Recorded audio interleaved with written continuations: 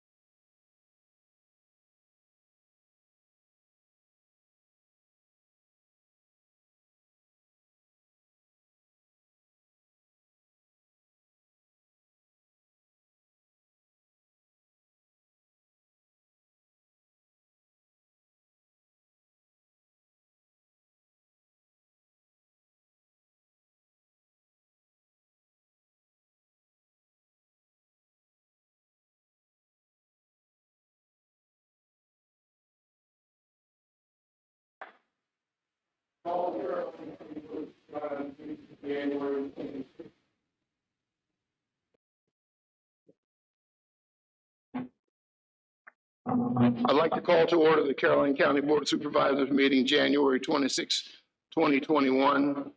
We will start with an invocation, and I'll do the invocation. If everyone would please stand.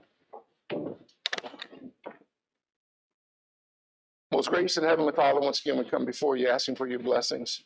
Heavenly Father, we ask you for divine intervention in terms of the COVID virus, knowing that you have all powers in your hand. Continue to bless Caroline County as well as this nation. All blessing, we ask your precious name. Amen. Can we all pledge allegiance, please? I pledge allegiance to the flag of the United States of America and to the republic for which it stands, one nation, under God, indivisible, with liberty and justice for all.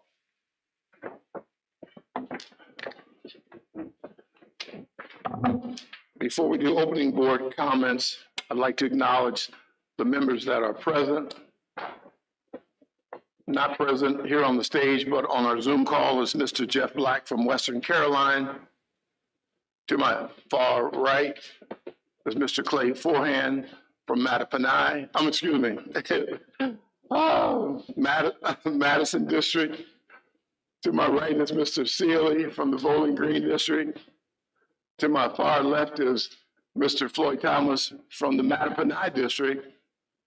My left, Ms. Nancy Long, who is from the Port Royal District. I'm Reggie Underwood from the Reedy Church District. And Mr. Thomas, I'll start with you with board comments, if you don't mind. Mr. Chairman, I don't have any this week. Thank you, Mr. Thomas. Ms. Long?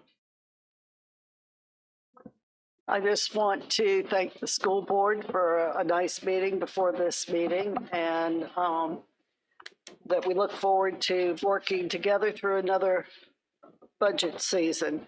And that is really all that I have. Seems like there was something else in my mind, but we've been rushing all afternoon, so I'll wait till closing meeting. Thank you, Mrs. Long. Mr. Forehand? Again, I'd like to thank the school board and the staff for coming for our meeting prior to this meeting. I will let everyone know that my family is graciously and happily looking forward to March 1st when we can return to school. And we're disappointed that the decision of the board, I understand they have their reasons and I won't contest those, but we are looking forward to March 1st. Thank you. Thank you, Mr. Forehand. Mr. Sealy? Mr. Underwood, I have none at this time. Thank you. Thank you, Mr. Sealy. I just have a couple. As we are starting the work session for budget, I'd like for all of our departments to remember that we are in the middle of a COVID epidemic across this nation. Last month, nearly a million people filed for unemployment. I believe 8 million more people are now in poverty as a result of the COVID-19 virus. Caroline County has been generous. We haven't lost any jobs. All employees have received their salary. We haven't made any harsh cuts. We have some critical issues that will come before us where money is needed. And the reality of it is we don't have new money coming into the county. So we're going to work with everyone within the budget to try to do the absolute best we can. For me, and I hope I'm speaking for the board, our responsibility is not only to our schools and all of the other departments, but it's also to our citizens to be good stewards of their money.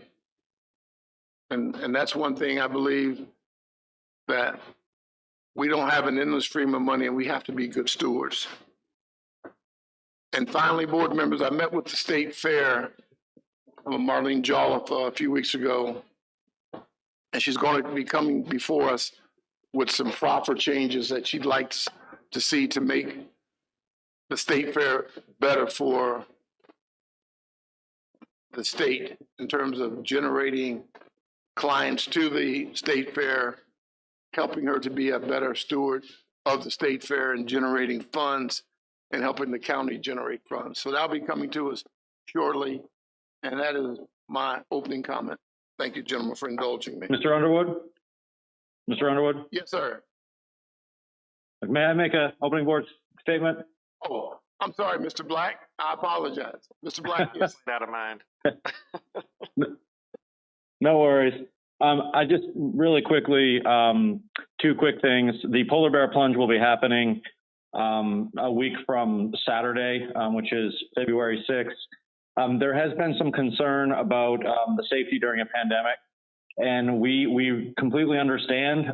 That's why we are really pushing for only the plungers and their spotters to be there. There will be mask wearing and social distancing. So I just kind of wanted to put that out there. The other thing too is about a week ago now, my girlfriend lost her father.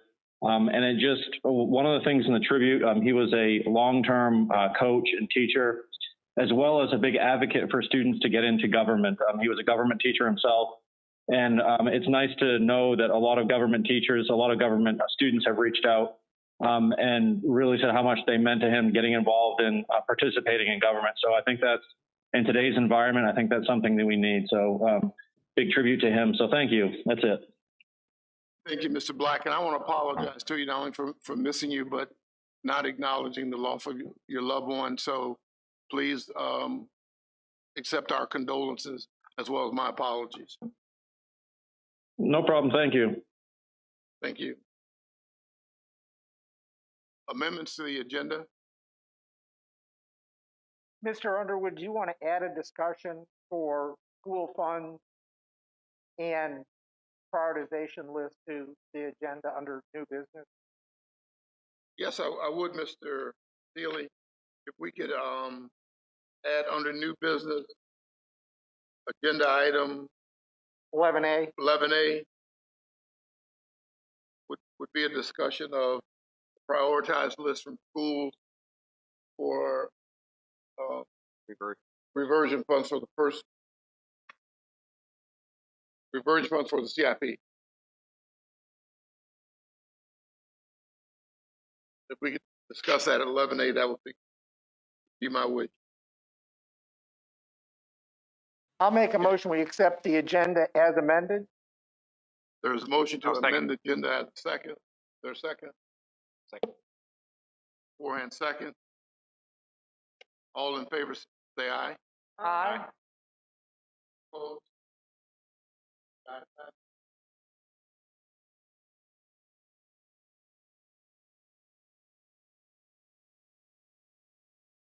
We will now do presentation. That's an update on the SNAP program, the Virginia Fresh Match, and the WIC Healthy Food Incentive Program here at Bowling Green. Hi, Executive Director, Ms. Elizabeth Ford. good evening. Hello. Thank you so much for having me tonight. The Food Committee had suggested that we provide a brief update on our programs. The key program is the SNAP and Virginia Fresh Match program that doubles the value of SNAP, also known as food stamps, for fresh fruits and vegetables when the funds are spent at farmers markets. The program is based on a really simple concept, and that is that when people can afford healthy food, they'll buy it. And when they can't afford it, when it's a luxury, they won't. And we've got wonderful, prolific farmers in our region, and we want to make sure that they stay in business during this really challenging time. The approach that we use, it's used all over the nation, improves food security. It builds income for local farmers, and it keeps the benefit dollars that are circulating right here in the local economy. We're bringing 100% of the incentive match funds from a federal grant, so we're literally bringing this money into the community to double the value of SNAP. So this year more than ever, I know I'm preaching to the choir, food security and food access there are really, they've become huge focal points as one of the huge impacts of the pandemic. It's estimated that nearly 500,000 more Virginians are experiencing food insecurity now, in addition to the 850,000 Virginians who were already struggling before the pandemic and the resulting economic downturn. Right here in Caroline County, in July, 13.8% of Caroline residents were food insecure, with child food insecurity even higher at 21.5%. There's a little bit of light at the end of the tunnel, but we know that the economic uncertainty and financial strain are going to remain for quite some time. So ensuring that folks have regular access to healthy food is extremely important. And there's multiple programs that are available to help families in need right here in the community. The SNAP and Virginia Fresh Match program has been operating in the region for about 10 years. And 3.5 years ago, we started working with you all down here in Caroline County. And it's been a great program together. We operate this program at the participating farmers markets as an outside partner.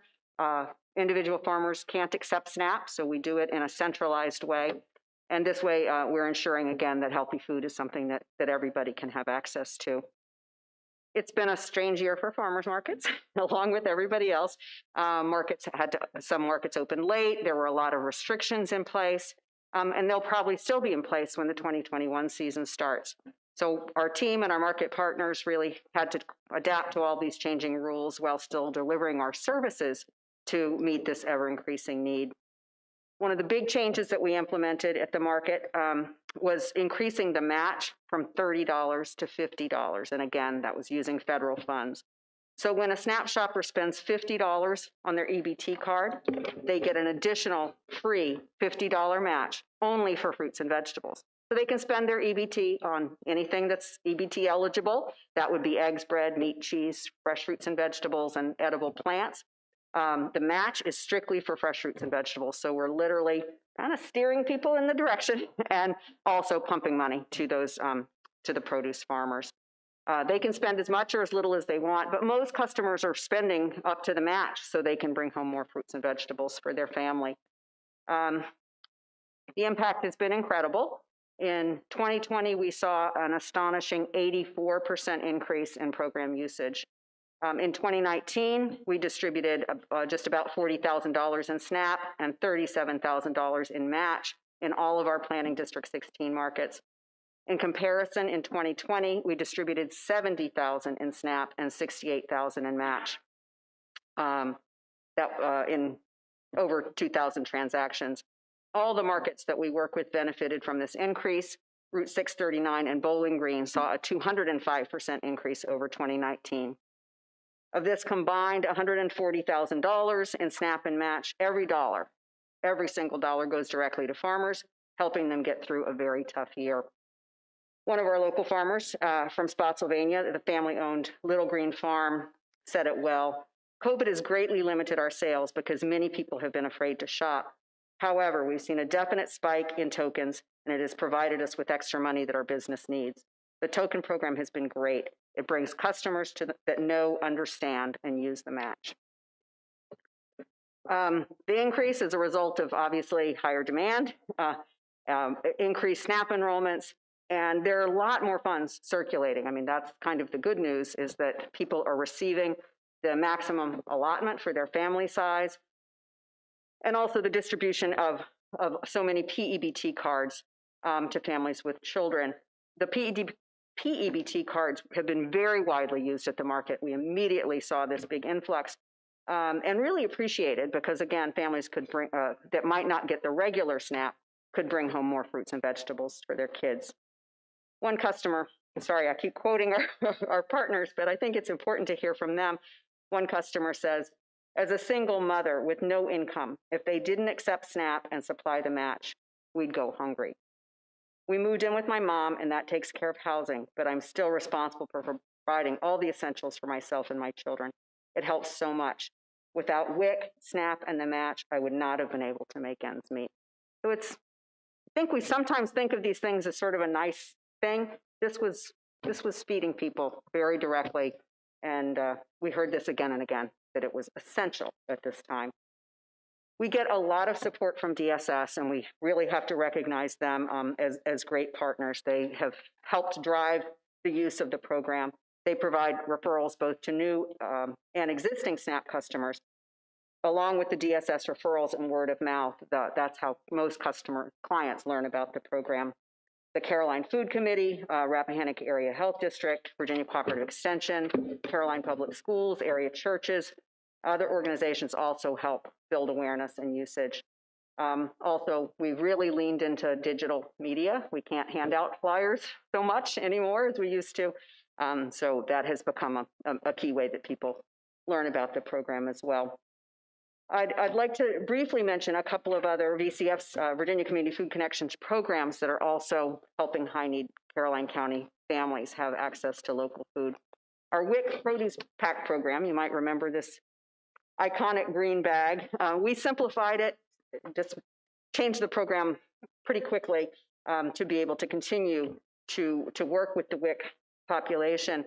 What we did was just say, if you had a WIC card, come to the farmer's market and we'll give you coupons for $20 worth of food. And that, again, was highly successful.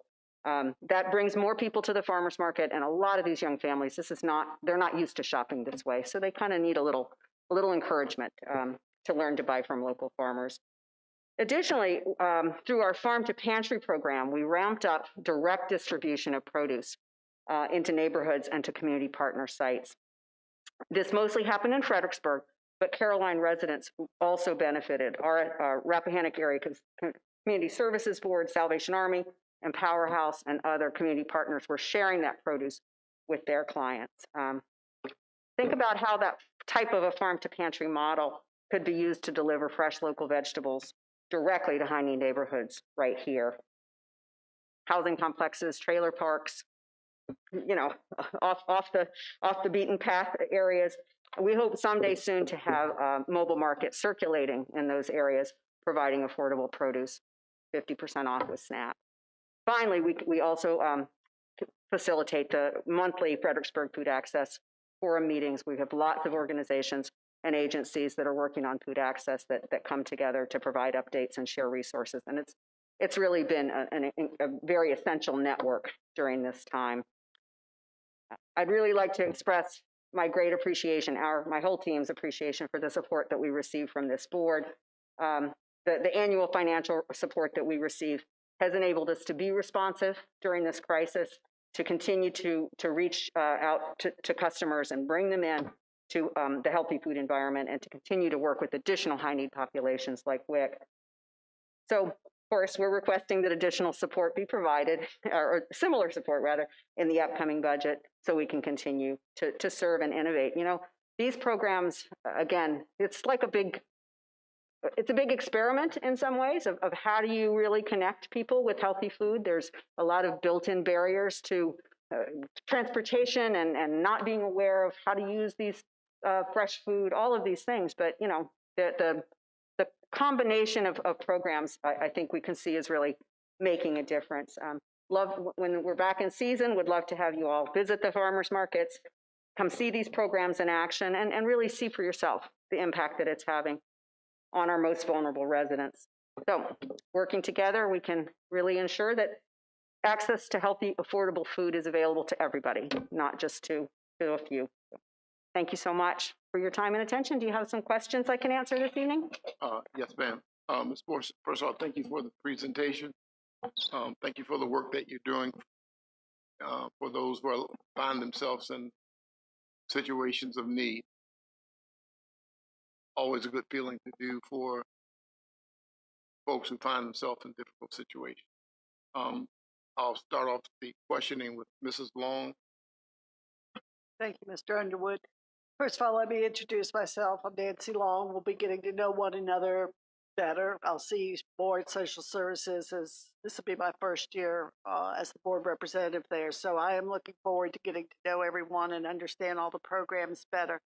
But the SNAP program at the farmers market is a nice one. I've had several citizens tell me how much they enjoy going there and how it's stretched their dollar, and they're also buying healthier food. So I think it's been a great experiment, and maybe we need to see if there are any other areas in the county that need that at some point. So thank you very much for all you all do.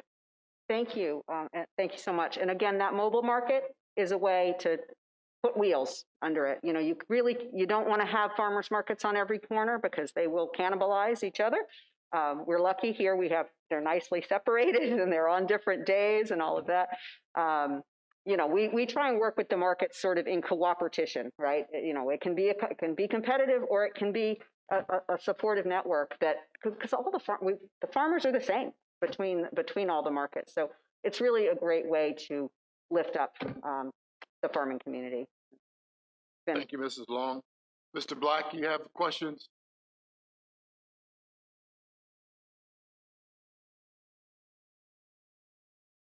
Mr. Black, are you there?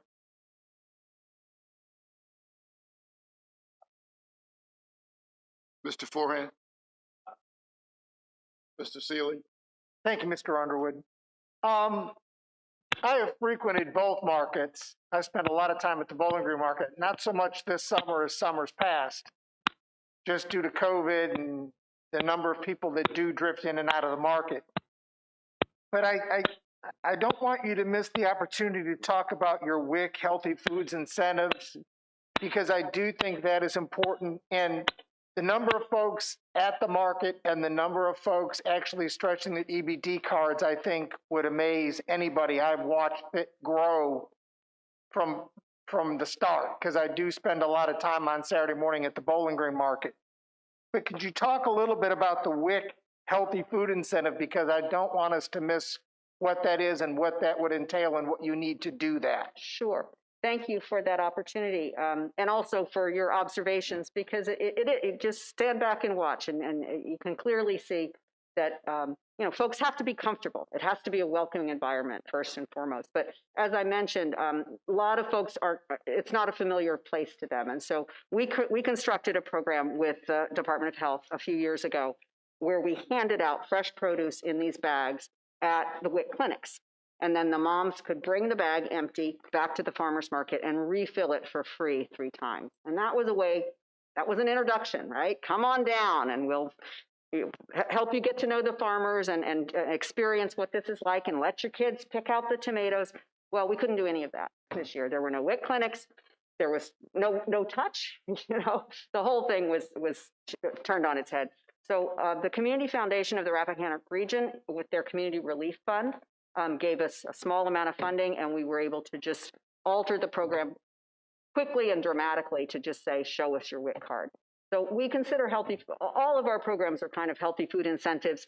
The WIC healthy food incentive, you know, it's an example of what we can do with folks that don't get SNAP, because the crossover is great, but it's not 100% by any means.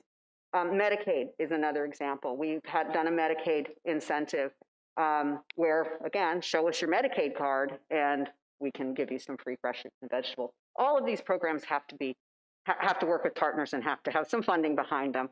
But what we've really found is that by layering the different incentives on top of each other, you're bringing more people in. You know, it makes a lot of sense, right? If you can only buy one thing at a store, it's going to be more limited. If you can use all different kinds of benefits, you're going to have more people coming and using them. So we'd love to see a time where we got 6 different types of incentives all working together so that we're reaching seniors, or we're reaching veterans, or we're reaching those WIC families. So the WIC Healthy Food Incentive is a great example of kind of that simple way that you can work with different groups as long as they're qualified. We work in parking lots, so we have to only really work with groups that can somehow demonstrate that, that they're qualified for the benefits that they're receiving. Otherwise, it doesn't work for us. We hire wonderful people, but we can't put them in that position of having to say yes or no. So show up with your card and we'll be happy to serve you. But to do that would be another $5,000 on top of what we contribute currently That is to the correct. farmers markets Yep, to actually do WIC and any other program that you all can find matching funds for to actually draw folks into the farmers market. Right. Again, we started the program with some support from the health department, and they have had to change their priorities clearly. So we would love to be able to continue it, but we will need that kind of locality support in order to be able to keep it up, because again, most of that money goes to the direct funding for the incentive. The SNAP incentives we're getting through this large federal grant, but the other types of incentives, we have to come up with a different way to do that. Okay. Other questions on Thank you, that? Mr. Chairman. Thank you, Mr. Seeley.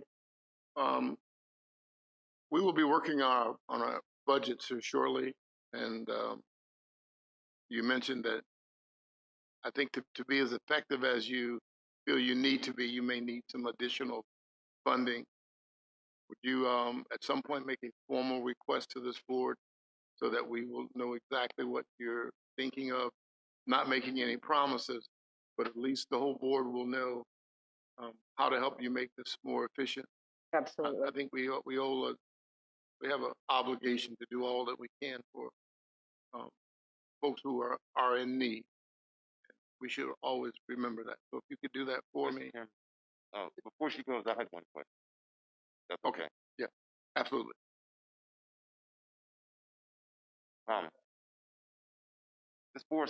The $4,000 for Bowling Green, that's yearly. $4,000. Excuse me. The total you have in the chart that you gave us, you have total SNAP in 2020 for Bowling Green, $3,984. Yes. That's actually the year spending. Yes, that is the total amount of SNAP that we processed at Bowling Green in 2020 compared to $1,850 in 2019. Year before. Yep. Right, So right. I know I those numbers seem small, but to each of those people who are swiping their card, it's a meaningful amount of money. That's not my point. Well, my point is the number is small. I'm trying to figure out ways we can make that number larger. That's my question, because that's less than $100 per week. Yep. So what do we need to do to help you to make the program used more? That is a great question, and it's one that we continually work on. Across the board, in rural areas, it is more difficult to get people to use these programs. Is it because they are going to run into somebody they know, or maybe they have a backyard garden and they're not quite so much in need of vegetables? We don't have all the answers as to why it's challenging, but as long as we're continuing to work with all of these agencies and organizations that have direct contact, one of the things, here's one thing that we can do, and we've piloted this in another area. We started a community champions program where we took people from the community who were influencers within their community, and we gave them some coupons and said, go give them to people who you think might like to come to the farmers market. They didn't have to be on staff. It wasn't it was just, let's introduce more people to the market. That's a program we could try here. Because again, we know that people respond to people that they know and respect. They don't know me. Okay, and while you were saying that, I thought of maybe you could make a presentation to the school. We have done that, yeah. And we started working with them, and then everything changed. There was no more in-person school and that sort of thing. So we will definitely be reviving that. The churches are also an incredibly important place for people to learn about these programs. This is a step beyond emergency food. Emergency food is super important and great, But this enables people to make their own choices about the food they bring home to their family. And we think that that's a really important step in the process. Can you send me a flyer? Yes, I absolutely can Would you send you. please? Yep. And, we'll try to use social media to, at least get that out there a little more. Absolutely. All right, I'll be sending, I will say though, we try not to send a lot of digital information out until the market's open, because you don't want to get people coming somewhere where they'll just find an empty parking lot. Right. So we'll time that for you, if that's okay. Thank you. Great. Ms. Borst, if you could send all the board members a copy of the flyer, Yes, and, well, I guess you're gonna get it on the website, maybe? That was your thought? Okay. and we I'll let would Mr. Thomas handle that. really open to any you're the ones who know this community best. So really, Yeah. please, my contact information's on that flyer, the thing I handed out, and just reach out to me and we'll have a conversation and we'll figure out more ways to get these benefits to people. It's, this is in their pocket already. We're maximizing the benefits they already have. I think It's a good You have deal. 2 more questions? And I think the one in Bowling Green is kind of year round. At least I see somebody out there bundled up on Saturday all the time. Yeah, there's one farmer who's coming Yeah. year Okay. round. Yeah. You have a couple more questions? Well, Thank you. thank you, Mr. Underwood. Mine is more an observation, and that you all should be very pleased. I mean, if you look at the numbers, 2019, considering the environment of this year, in Bowling Green, you've doubled. On Route 639, you've tripled. So if these vaccines get out, and once those first vegetables come in, and you get your flyers out, you're heading in the right direction. So well done. Thank you. Thank you so much. I mean, we are very proud of the work, but it means there's more people who are hungry, so it's hard to feel great about it, but we know we're meeting a need, and that does feel good. Thank you. Thank you, Mrs. Long. Mr. Seeley? I just want to reiterate, if we're talking about outreach, just to help you out a little bit more, is that I also think when you look at the WIC healthy foods incentives, I mean, it comes with a price, but it gives people who aren't on food stamps that ability to go and actually use a farmer's market. And once they get used to using a farmer's market, I think I've found that it's actually cheaper at a farmer's market than it is to go to a grocery store in season. You can't go there year round, but I spend usually every Saturday looking and picking out things to bring home. But if you'll put in your letter, when you send us your letter for your request, this is a separate line item so that everybody understands what that is. I think it will be helpful, but it's another way to reach out. Absolutely. And one, just to add on your point, and then I promise to leave, people with limited incomes aren't going to take a risk on a vegetable they don't know or they're not sure their kids are going to eat. So this is sort of a free trial opportunity. And it does, and then we hear, oh my gosh, who knew?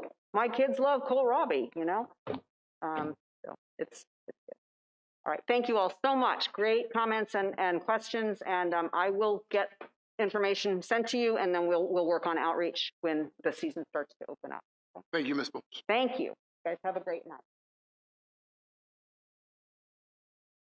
Our next agenda item under presentation is an update on the Virginia Department of Health COVID-19 vaccine program. Chief Loftus. Mr. Chairman, members of the board, good evening. I'm going to try sharing my screen here. I have a short presentation. And given the nature of this medium here, I'd ask if we could just hold all the questions till the end, and I'll get to those as best I can. I know I've spoken to a few board members on the vaccination process. And I'm probably going to tell you some different things than I've told you in the past. So the process for vaccination statewide changed on Friday, and I will kind of go over that from the governor's perspective to the state health department on down to Caroline County. So the number one question people want to know is, when are they going to get their shot? And unfortunately, the answer to that is going to be, it's going to take a while, and please be patient. I will show you how we get there. But again, it will take some time to inoculate all the folks statewide as well as in Caroline County. The governor, through the vaccination plan that was developed has really four stages. Phase 1, which is broken into 3 parts, and then phase 2, which you do not see here, which is the general population. So currently phase 1A has been completed, and that was predominantly healthcare workers and long-term care residents and workers. Right now we're focusing on the large population, which is 1B across the state. And after that is completed, 1C will begin. And we'll talk mostly today about the 1B process, which will begin here in Caroline February 1st, but has been beginning in the region since the 17th of January. So in the governor's plan, he is putting forth 25,000 vaccinations per day in the Commonwealth by February 14th as a goal to work on. And that goal will be ramped up by 4/1 to 50,000 vaccinations in the Commonwealth per day. So as I said on Friday, we found a new strategy statewide. It's one that is going to be used in all of the health districts unilaterally. The benefit there is all health districts will be doing the same thing. Up to this point, each one was doing something a little bit different. In order to get to the 25,000 and ultimately the 50,000, there will be mass vaccination sites at some point, probably run by the National Guard. Health districts, pharmacy partners, general providers, and hospital systems will be the predominant way the vaccines are distributed to the public. According to the governor, there are mass vaccination sites for 1B workers that have been populated in certain parts of the state, and those are dictated here. You can tell by the question marks, there's still some planning with this slide that needs to be locked down. So they do have a plan for large area vaccinations. As you can see, we do not have one in Caroline, but again, that's really based on population.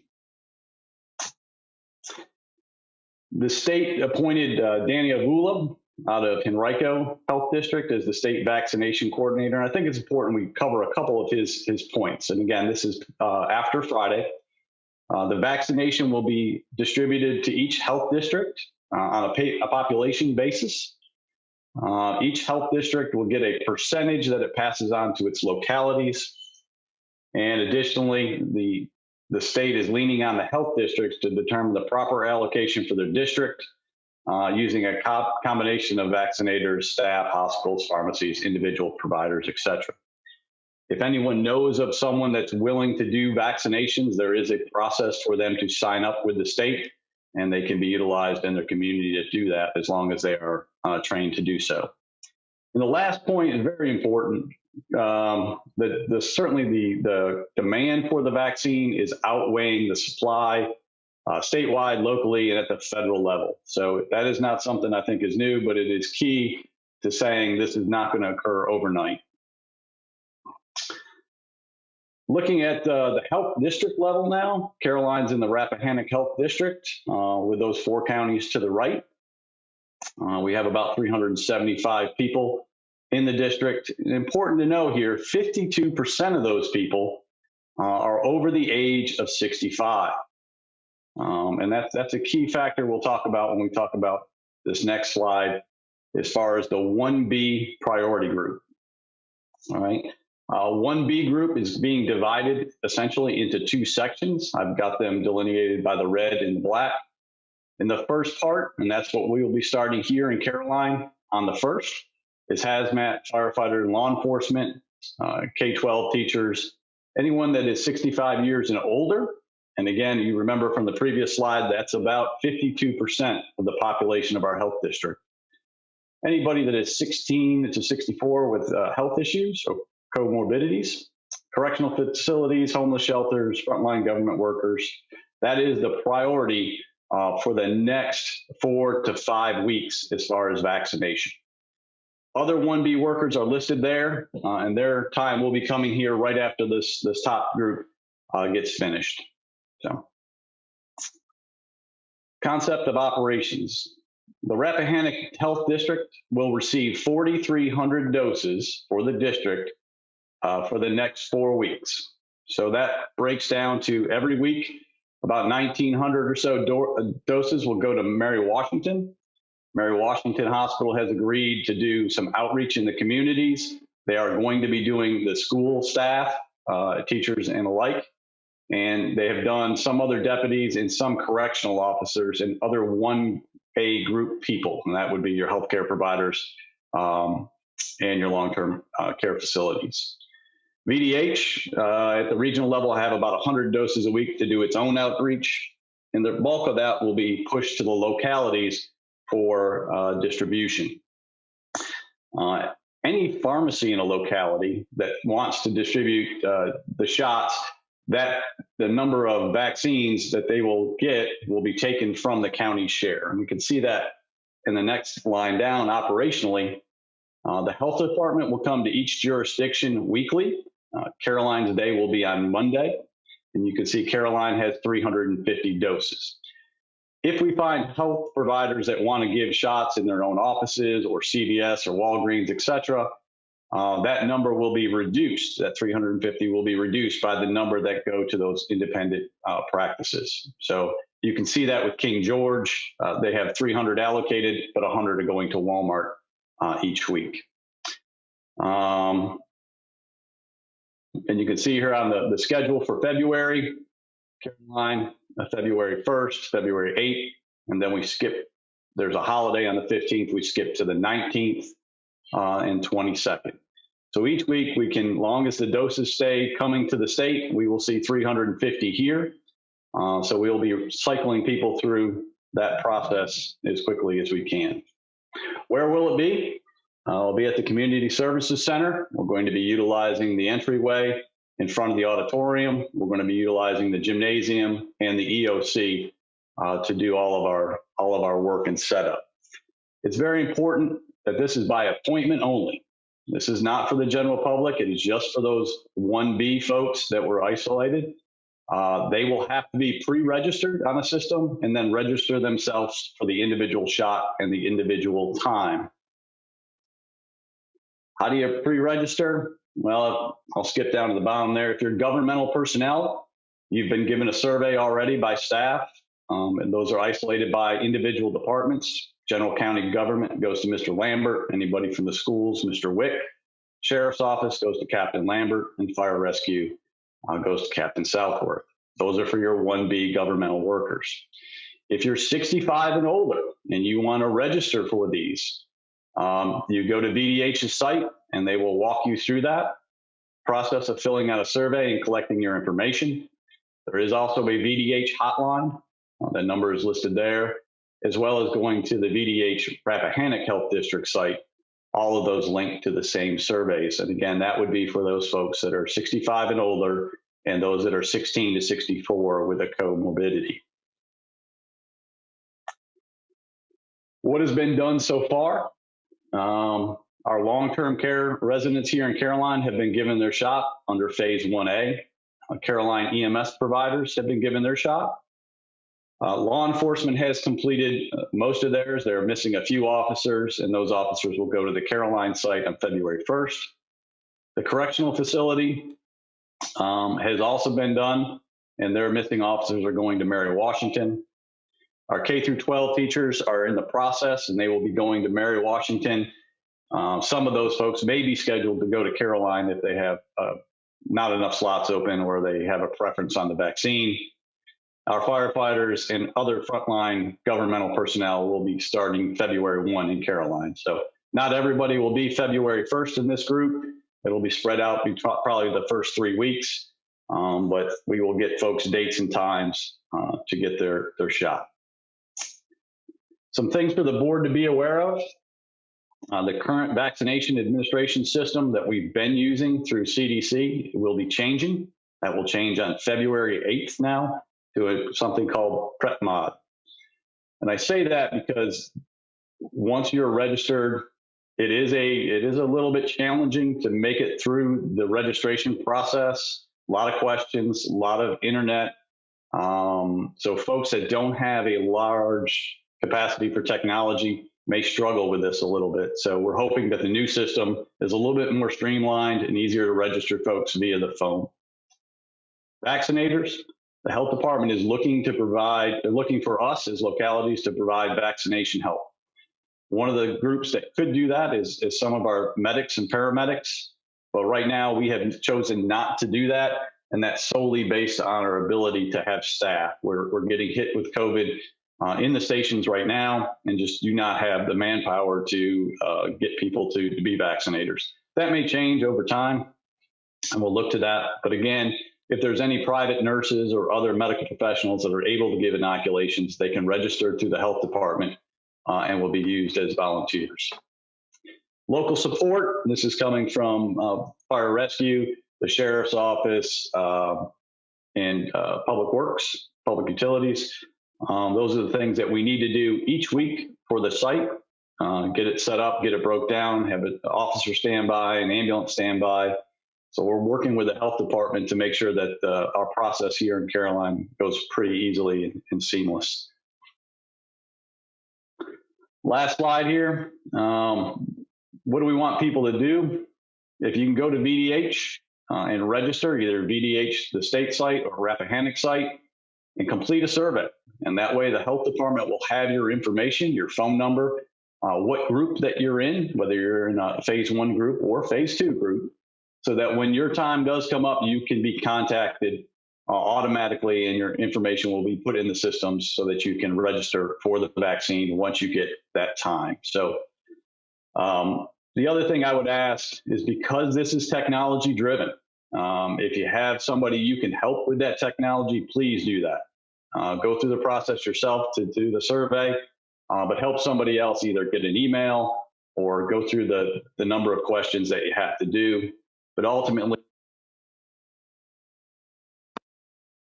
to the general population, it's going to take a while.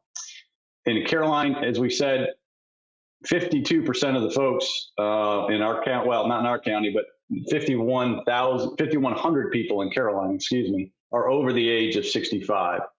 So that is a big chunk that will need to get vaccinated, and you'll need to get 2 shots.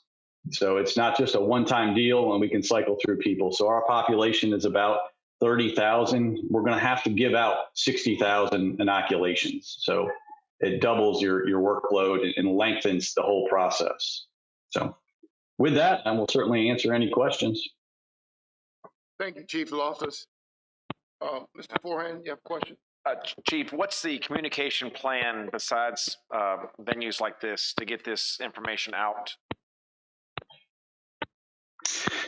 The communication plan is being driven by VDH. Some localities have populated their own call center to help people through the process. VDH is discouraging that practice and instead asking that you send people up there to man a state call center.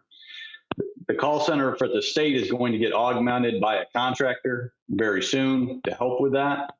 I think they'll do a lot of outreach on TV and other modes of communication once we're into the phase 2 process for the general population. But right now, I think the idea is just to hit those targeted groups through the local governments and the other channels to minimize the number of people that might be walking up to these sites.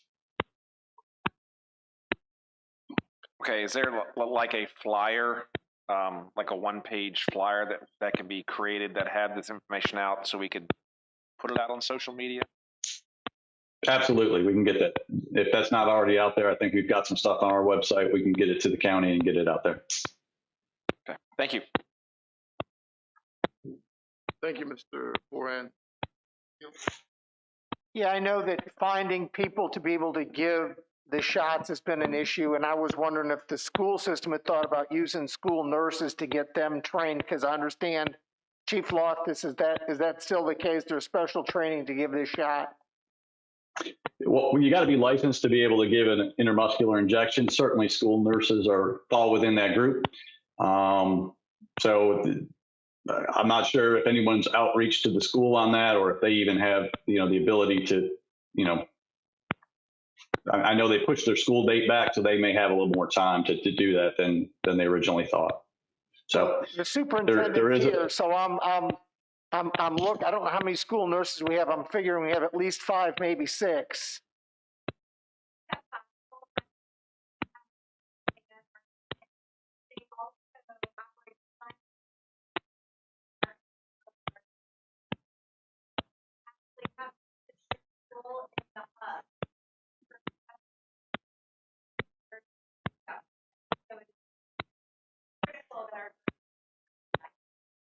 they can't help with any of the because it's kids you already have in school.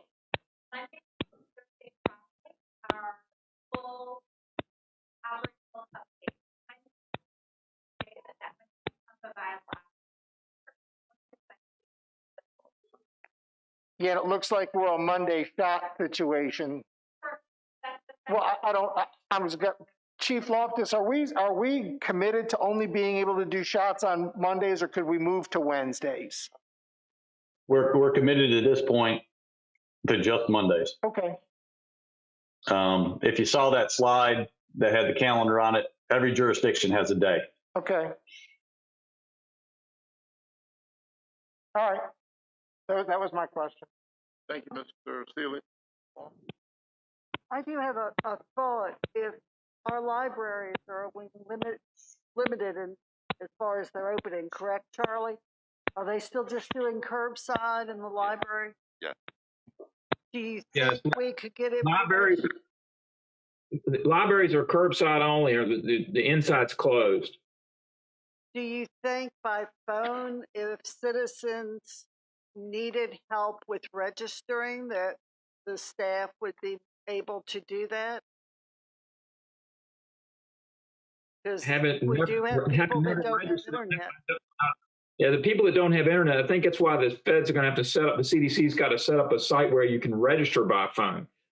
Just getting our 1B had to create, I think, 25 Gmail accounts for various employees that we had that didn't have email. Well, it was just I can't. Because I'm sure the staff would like to help if they could, and they could do that. Right. We look at setting up a phone bank hotline, but the health department really doesn't want us to. Well, what would be the difference in somebody registering someone from their home or that person actually doing it themselves? They've got to be able to receive an email. So once you're registered, then the CDC and the health department, they contact you back by email. So if you don't have email at your house or on your cell phone. So the VDH is leaving out a third of our population? More than that. Yeah, right now, I don't think it's the health department, it's the CDC. It's further up the chain at the feds. They designed a system that was all email based, thinking that everybody in the country has email when that's clearly not the case. And especially with our older population. Right. Okay, thank you. Thank you, Mr. Thomas. Yes, a couple of questions quickly. Chief, you showed a slide that said Mary Washington was going to do K through 12 again. So they have vaccines now? Yes, sir, and they've agreed to do that. Okay. Because I know there was not really confusion. This is not confusing. It's extremely fluid. So there was a separate program for schools, and they ran out of vaccines. They were part of the county. Now they're part of the separate program and the county program again, right?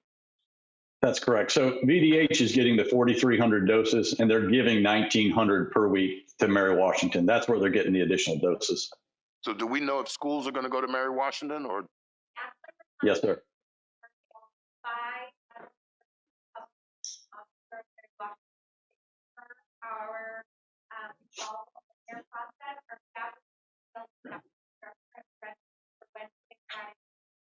Okay, all 500 or 600 employees?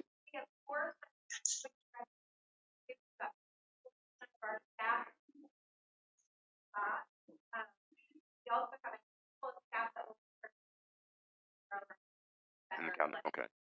All right, because that makes a big difference in our county allotment if the schools are using Mary Washington. Now it doesn't matter, I guess, to most people, but those that go to Mary Washington are getting the Pfizer shot, right? Which is the one that's one shot, then 3 weeks for the next shot, right? That is my understanding, yes. Okay, and those that come to the county site will get the Moderna shot, which is one shot, 4 weeks for the second shot. Yeah, correct. That's my understanding. One's 28 days and one's 21. Right. So it's important we all understand how the shots themselves work, how going to a different location work. And I think, Chief, I've tried to copy you on all the things that I've done with the health department, and I think we got Walgreens kind of trying to get in, and if we can get schools or whoever, second one would be great. The last thing, Chief, is I consider myself fairly technical, and I logged on to the Rappahannock website, and it took me a good 5 minutes to find out where to click to register for the vaccine. So it's not that obvious. No, I fully agree. And anybody that can help somebody else, it is not easy to navigate these waters. So. Okay, so it's going to be a challenge. And I imagine we can, Chief, I've worked with you before to try to make sure we put this out on social media and to make sure the data is correct. So it's fluid. I'll try again. I guess a snapshot of where you click will be a good idea. Yep. Okay. Yep.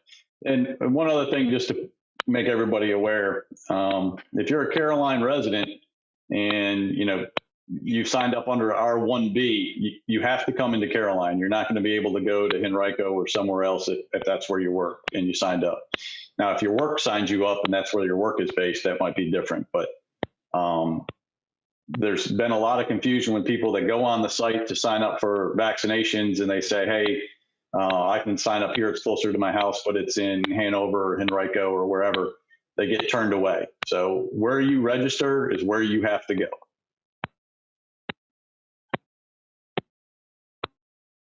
Thank you, Mr. Thomas. Chief Loftus, thank you very much. Anything we can do to clarify and help our citizens go through the process would be greatly appreciated. Thank you, sir.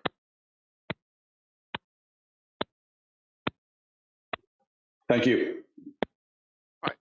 Our next agenda topic are appointments. First is the Board of Zoning for Reedy Church. I'm going to ask the board to allow me to reappoint Ms. Jeanette Washington to the Board of Zoning for Reedy Church. So moved, Mr. Chairman. Second.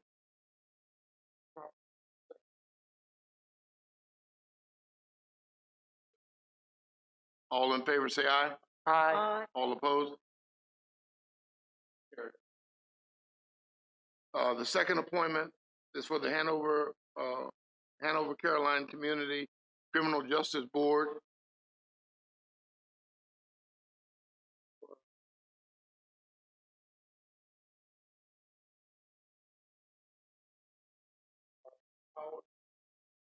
She said she will She continue. will, and I would move that we reappoint Esty D.B. Howard to the position. Is there a second? Second. There's a motion to reappoint Ms. Newby Howard to the Hanover County Caroline Criminal Justice Board. All in favor, say aye. Aye. Any opposed? Thank you.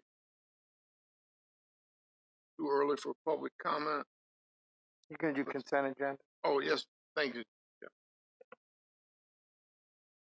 Is there a motion to approve the consent agenda? I'll make a motion, we approve the consent agenda. There's a motion to approve the consent agenda. Second. There's a proper second to the motion to approve the consent agenda. All in favor, say aye. Aye. Those opposed? The ayes have it.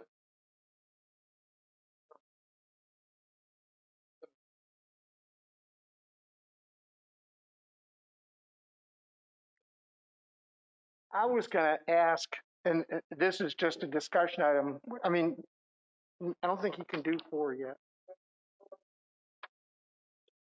Yeah, we could, well, I think there are folks here that want to speak to 9. No, that's fine, public comment, I think is where they're going.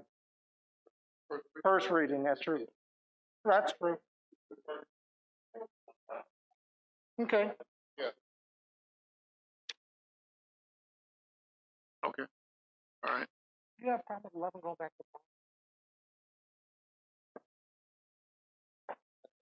If the board wishes, we will move on the agenda. We'll do items 9 and 10 and 11.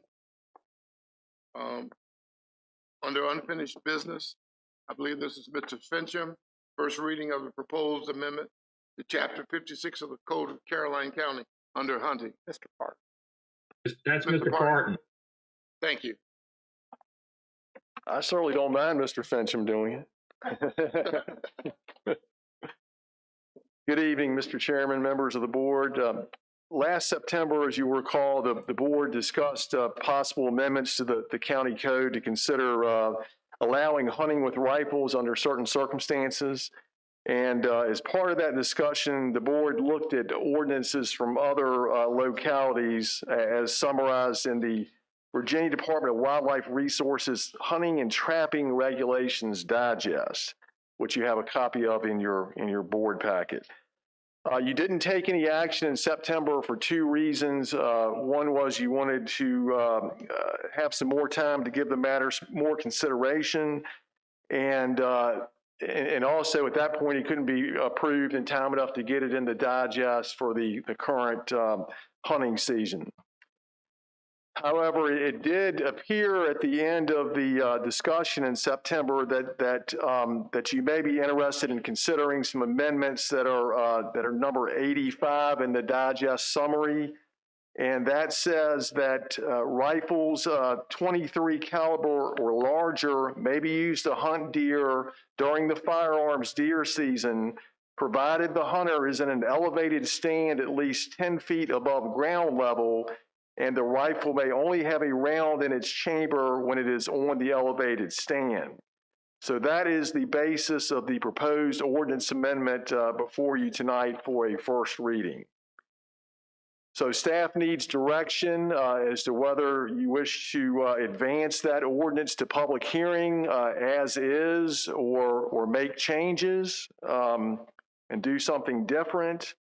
Again, your other options appear to be that you can select one of the other local ordinances out of that 85 or so, 86 examples that are in that digest, or you can repeal the current ordinance and allow the state firearm restrictions to apply, which I believe is the case in Spotsylvania County.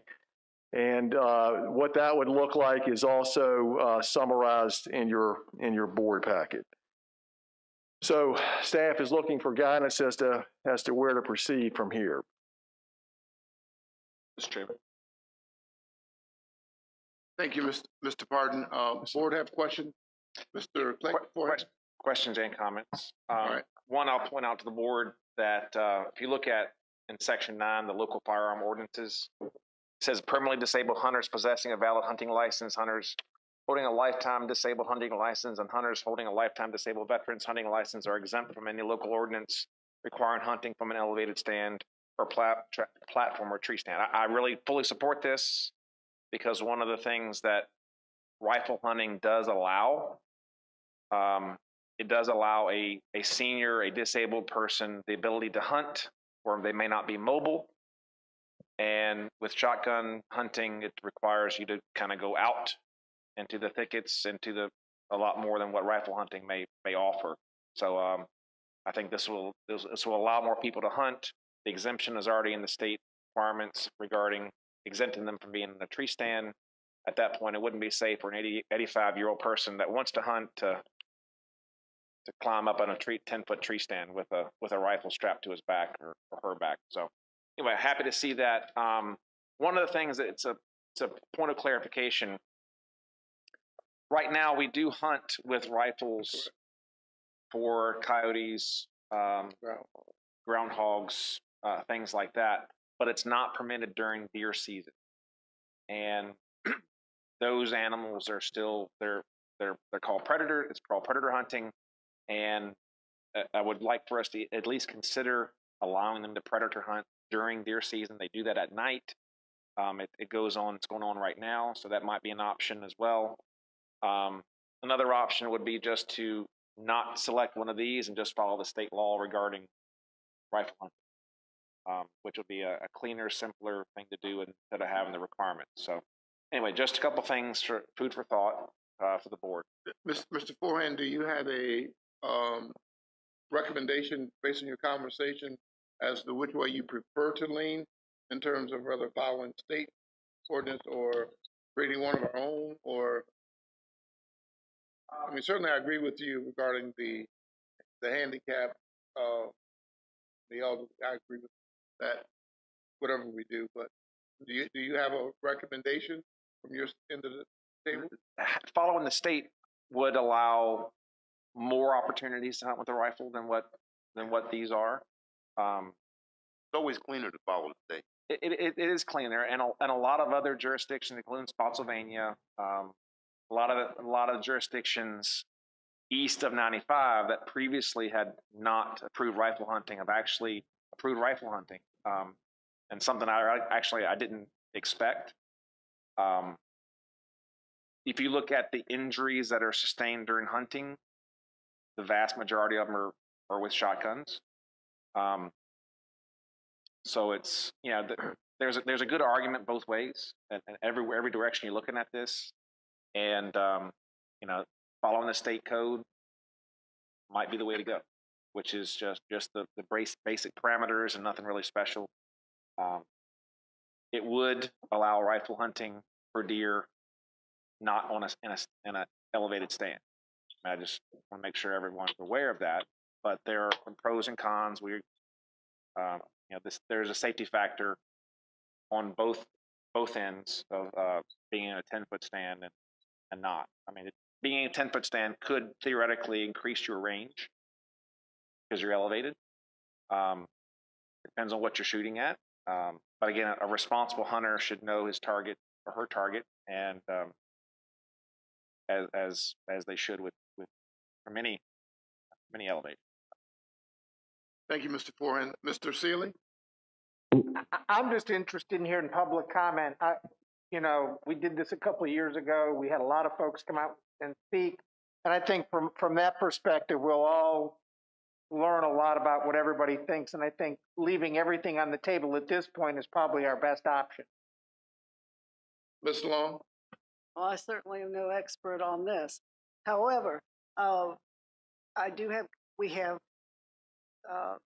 hunt clubs that cover large areas that use dogs during deer season. And I was driving back through some back roads this weekend because I just had to get out of the house, drive, and see something. And I happened to be thinking about this, and I thought, somebody was over there, and a dog that was in training, I guess, with a collar with an antenna went by me, and I thought, somebody shot there, and I'm on this little road that's way down low, and I'm thinking, maybe now I know why they need to be in tree stands. But I sort of want to hear from our hunt clubs as to how they feel about it. I'm sure the state has to cover all sorts of terrain. And so I think you're right that we need to wait and see what the public says. Mr. Thomas? I mean, before we make a decision, wait and see what the public says, or before we. As far as this discussion goes, which way we want to go, I think we have to have a public hearing, then decide which way we want to go. Right. So you're saying move it to public hearing. Right. Okay, that's what I would. Okay, yeah, and that's what we ought to do. I would kind of concur that it's always cleaner when we follow the state guidelines. The state allows it now, so we could allow it now. We may, I'm not sure, I guess Mr. Emerson would tell us if we could add the concerns for handicap, which was the only thing that's not in the state that I saw. So.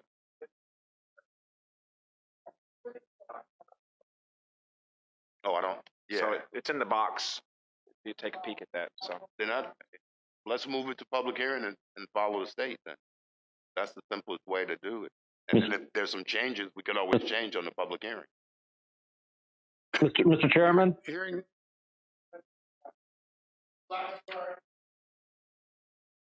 Yeah, I have had some phone calls from my constituents And I think we voted for this. I think we voted on this 7 or 8 years ago. And at that time, I was the only one that voted in favor of the rifles. Some of my constituents would like to see the elevated. So I think that the elevation on the 10-foot, I like the way the county and Mr. Parton wrote it. I mean, that's just my opinion. So I don't know if we want to move forward with a couple choices and we can vote on it. I don't know how you do that, but I think that's something that we need to do. Mr. Black, how about if we leave everything on the table and we move to a public hearing and hear from the public, and then we'll determine how to move forward? That's fine. That's kind of what we said. I'll make a motion. We do that. I'll second.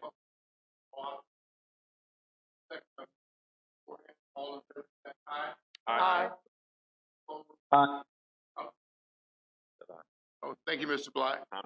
We will, Mr. Parton will move this to public hearing. Thank you. Thank you. Sir. Can I add one thing? Go ahead. Now that we've scheduled this for public hearing, that we can't have public comment on it until that public hearing. And we did put something on the website to that effect today.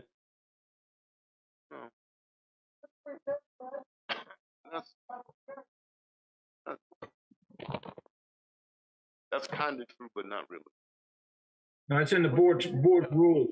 What he's saying is you can't have public comment on it tonight, because there's a rule that was added to the board. Scheduled for public hearing. It's scheduled for a public hearing, and so we don't allow comment in advance of 60 days in advance of the public hearing. I would move that we put aside the board's rule for tonight, because we took this up early, that we allow public comment on this particular item tonight. Only because we took up the meeting, we took up this agenda item early. Mr. Thomas, can you put that in the form of a motion? Is there really anybody here? That's your motion? That's exactly what I'm saying. We forego the board's rule regarding public comment, and that we allow public comment for this particular item only for this meeting as a special exception. Is there a second? Second. There's properly second to the motion. All in favor, say aye. Aye. Any opposed? None. You will allow.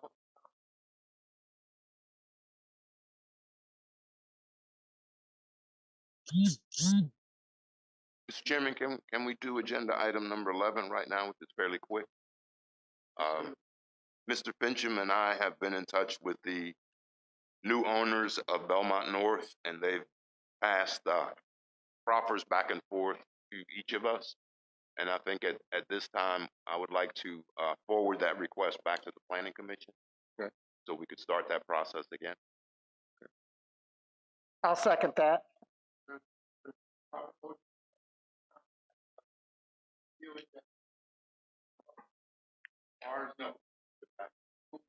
Planning. Sent to the Planning Commission. All in favor, say aye. Aye. Opposed? Mr. Thomas, this isn't the USDA apartment, No, this which was is also the Belmont North as well. 13-year-old project for Belmont North, which is 500 and some houses. Okay. It's an expansion of the single-family home. Yes. Okay. Yes. All right, that's what threw me, and I'm like, I wasn't seeing anything regarding our previous. Right, the apartment project was part of the original Belmont subdivision, but it's delayed again. The owner of that project was supposed to send something out in March. I think he's still delayed, so totally separate. Thank you, Mr. Thomas. I will move that the board take a 10-minute real-time break, 7:20, and begin public comment at 7:30. That was Belmont West. We're now recessed. 10 minutes.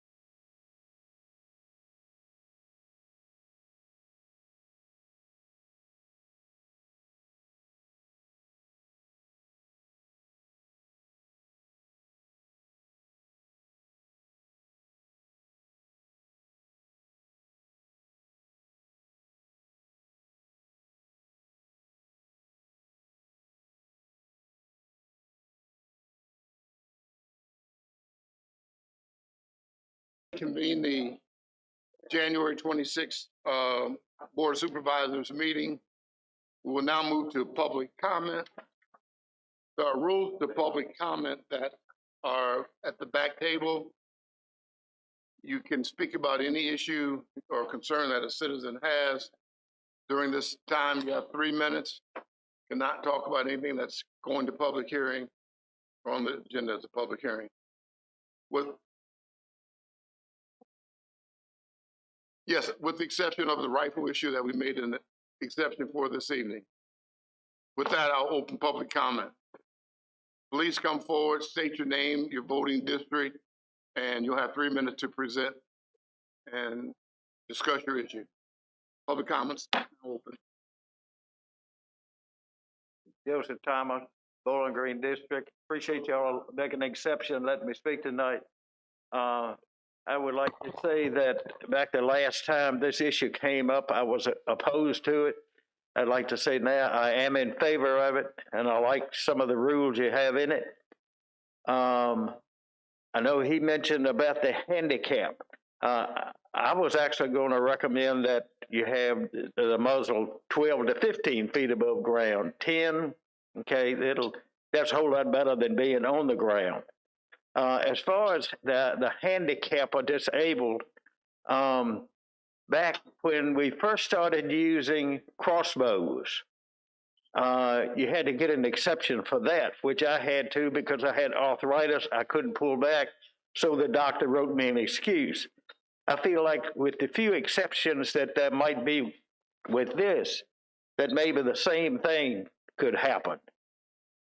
The other thing, I would propose that the rifle season be limited to the time that we have for the dog season. In other words, not have rifle hunting during bow season or black battle season. The next thing is that as far as what would be legal game would be deer, coyote, bobcat, and fox. And bear. Okay, I don't know. Do we have a bear season? I haven't been bear hunting recently. And there was one other thing I wanted to speak on, but I forgot what that was. He brought up too many things and got me confused. And but anyway, I appreciate you letting me share that. Thank you, Mr. Thomas. Is there anyone else who wishes to speak? Please come forward, state your name, voting district. My name is Randy Thomas, Bowling Green District. And I'd just like to point out, a lot of times in the past, people weren't in favor of rifles because of how far the projectile travels. But what I would like to say is nowadays we have modern slug shotguns that shoot over 200 yards. We have modern black powder rifles that do the same, if not far, and are manufactured right here in Ashland. So what I'm saying is we already have that kind of going on. Our groundhog weapons that we hunt with, the rifles there, travel considerable distances also. So I'm in a favor now of putting it forward. I do like the idea of an elevated stand with exception for handicap. However, we do that. And I thank you for your time. Thank you, Mr. Thomas. Is there anyone else who would like to speak during public comment?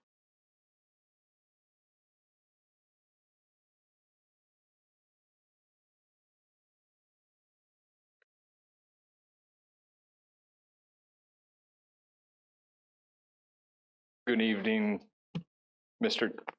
Chair Member and members of the board. Your name, please. My name is Arthur Hooley. I reside at 134 Lafayette Avenue in the Bowling Green District. I'd like to bring up a couple topics, specifically start out with the Caroline Code Section 15 under Fire and Rescue. I've been trying to educate myself on that, and it speaks on here about advisors to the chief operational. And right now there's the Caroline County Emergent Unit Organization, which is a CCEUO. It's stated in this policy that you guys have for the Caroline Code Section that the operational officers would be on that committee and provide guidance to Fire Rescue Administration. Right now, that is not what takes place currently. We have a command staff that also meets once a month, and they provide guidance. And specifically, one thing that the department, I'm speaking on behalf of Bowling Green Volunteer Fire Department, wanted me to bring up was a SOP which was recently put into effect January 1st, 2021, which is SOP 102.37, and it has to do with volunteer requirements for staffing hours. So I've had numerous members, and I've tried to gather all the feedback. We presented a letter to Fire and Rescue Administration with our stated concerns, along with some of the other organizations. And we tried to not only bring up what we felt were concerns, but also provide solutions to those concerns. And majority of them were fixed. One of them that was left was we've got individuals that are career in other departments that their full-time job has told them not to volunteer. And if they don't abide by this policy, they could be removed from volunteering in Caroline County. And then also, we will need further clarification with lifetime members. The way that this policy states that is after a member meets the lifetime constraints for that organization, if they don't follow the county SOP, then they will be removed from volunteering in the county. And we as a department feel that if a member has met that 20 years of service for our specific department, and that varies through other organizations, we feel that that member operationally should have the chance to come back up because they put in 20 years of service. So this policy is holding them to that, which is another constraint that we've seen as volunteers, and we just wanted to bring that up. And I'll close with the solution to the whole thing. I would suggest that the CCUEO and also the command staff, along with Fire Rescue Administration, come together and try to form a group or work session. And I know with COVID, it's kind of hard to meet in person, but I think at some point that needs to come about so that we can move forward and try to align these SOPs that are going into effect for both career and volunteers. Thank you. Thank you, Mr. Hooley. I will certainly speak with County Administrator, Chief Loftus, and see what we can do to pull together and have those meetings to address those questions. Thank you guys for your time. SOPs. Thank you, sir. Mr. Chairman, I also received a letter from Lady Smith Volunteer Rescue Squad having some issues with some of the wording. So it sounds like we need to hold it, Chief and the county administrator, and talk about some of the issues that people feel. So obviously, it's an issue that needs to be further discussion, and we'll do that. Is there anyone else who'd like to speak during public comment? Is there anyone else who would like to speak during public comment? Hearing none, public comment is now closed. We'll move on to agenda item number 4. Item number 4 is an ordinance to consider the return of all or a portion of surplus funds from the sale of real estate for delinquent taxes. Mr. Parton, are you handling that? Mr. Parton? Alan, you have that, or you want me to get it?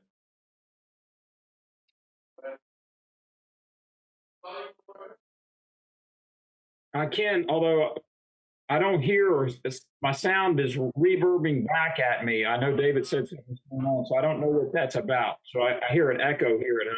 All right, I'll let Mr. Parton go ahead. We're fine. He's more than capable. Let me find the script here. All right.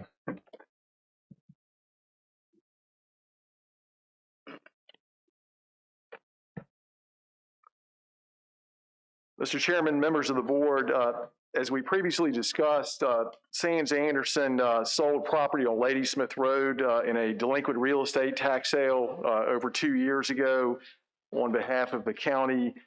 And this sale not only covered the delinquent taxes and the penalties and the interest on the property, but it also generated a surplus just under $97,000. And under the Code of Virginia, the former owner or his or her heirs or assigns are entitled to the surplus funds after all the delinquent taxes and the associated fees have been paid.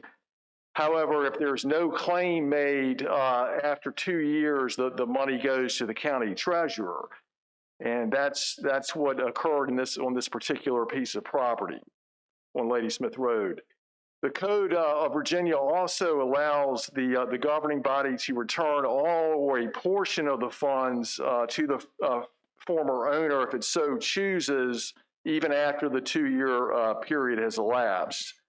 But it is completely at the discretion of the board whether to return some, all, or none of the funds. As you know, staff received a request from an attorney on behalf of his client, Christopher Schuster, who is a trustee in liquidation of the former owner, asking for a return of the surplus funds. And as you also know from previous discussions, a public hearing must be held and an actual ordinance adopted if the board wishes to consider returning all or a portion of the funds. And that is the purpose of the public hearing tonight. Mr. Emerson has now been able to verify, I think he would say at least with reasonable certainty that Mr. Schuster is in fact entitled to the money, not 100%, but I think he can chime in here, but I think he's satisfied that reasonable efforts have been made and reasonable proof has been provided. If the board decides to return the surplus following the public hearing, we would recommend that some of our expenses be deducted from the amount returned. We had to run the notice of public hearing twice in the Freelance Star. That cost $960. Mr. Emerson's office spent time on this matter, about $1,200 worth of time on it. And senior county staff spent time on it as well, and so we're asking for $500 for that, reducing the total reimbursement, should the board so desire, to $94,162.13 is what we would recommend. Thank you. Thank you, Mr. Parton. Mr. Emerson? Yes, sir. I noticed that you there's a comment in here from you regarding what you have to say. Can you express to the board your opinion regarding this? Certainly. I'm not sure what the comment is that you're referring to, but we received just today some information from the claimant, the individual claiming the funds. We had received from his attorney the end of last week copies of their limited liability company organizational documents at the State Corporation Commission, which indicated that this gentleman was the person who filed those documents and was the registered agent. They did not tell us who were the members of the company or who were the managers or directors of the company, because those things are not required to be filed with the State Corporation Commission. So we asked his attorney if we could get a copy of an operating agreement or other documents from him that would indicate who those people are, because the statute provides that when a limited liability company is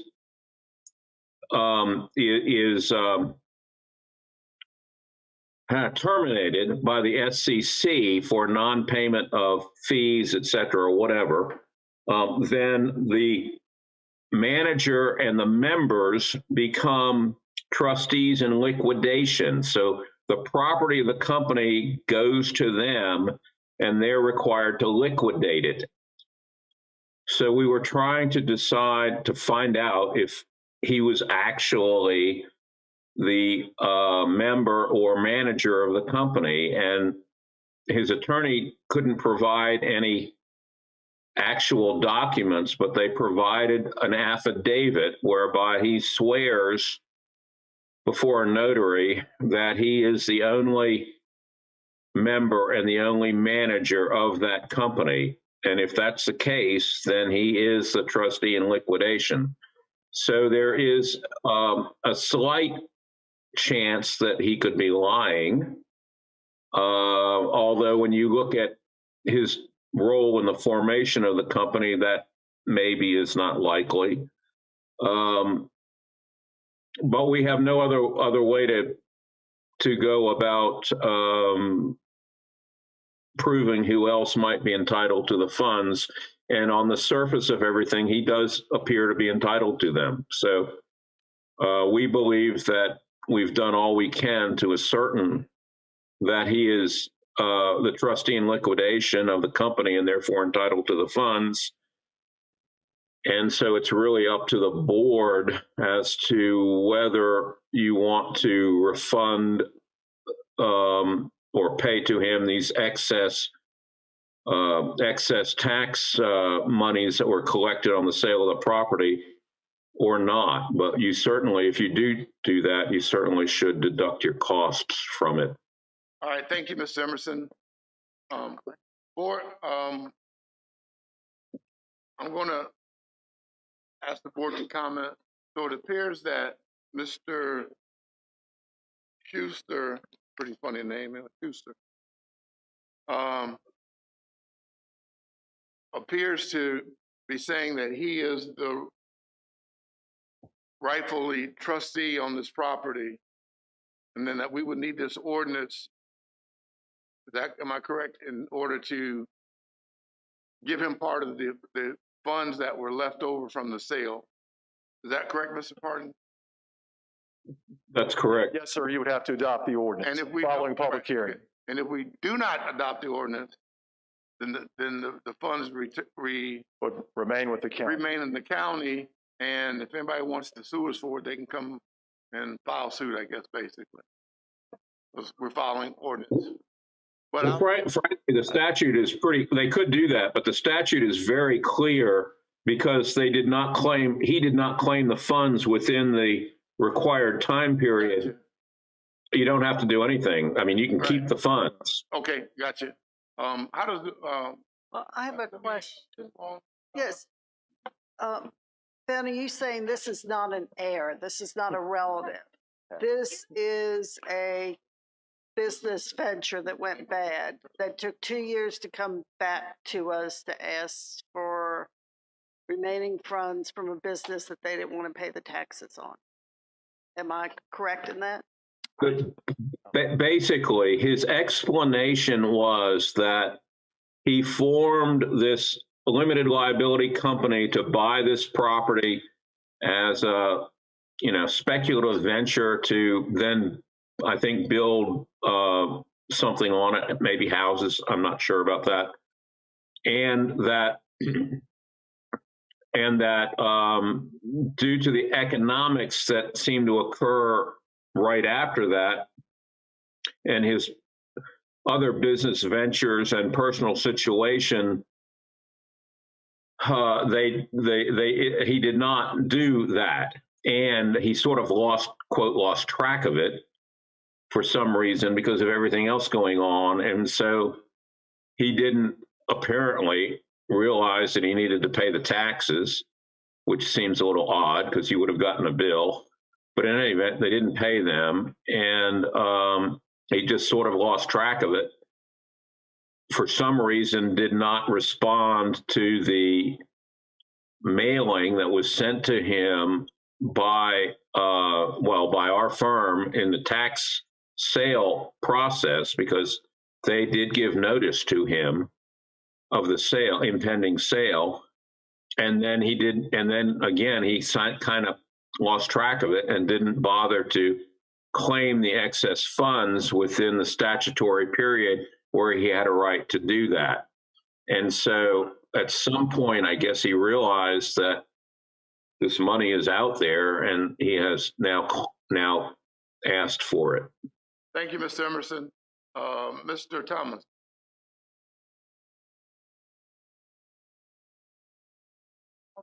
Are we going to do the public hearing?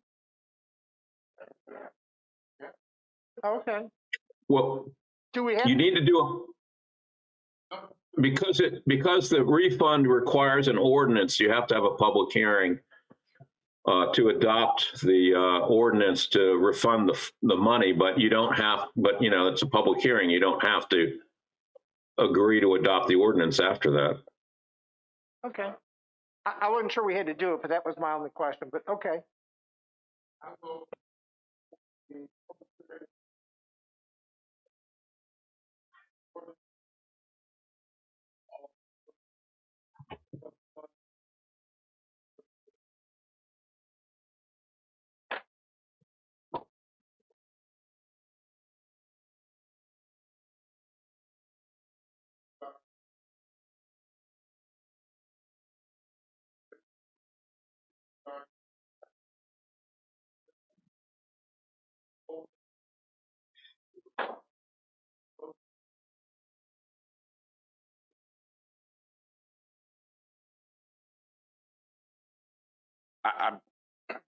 I was just discussing with Mr. Seeley, the tax sale was in June 2018, and we normally wait 3-4 years, take something to tax sale.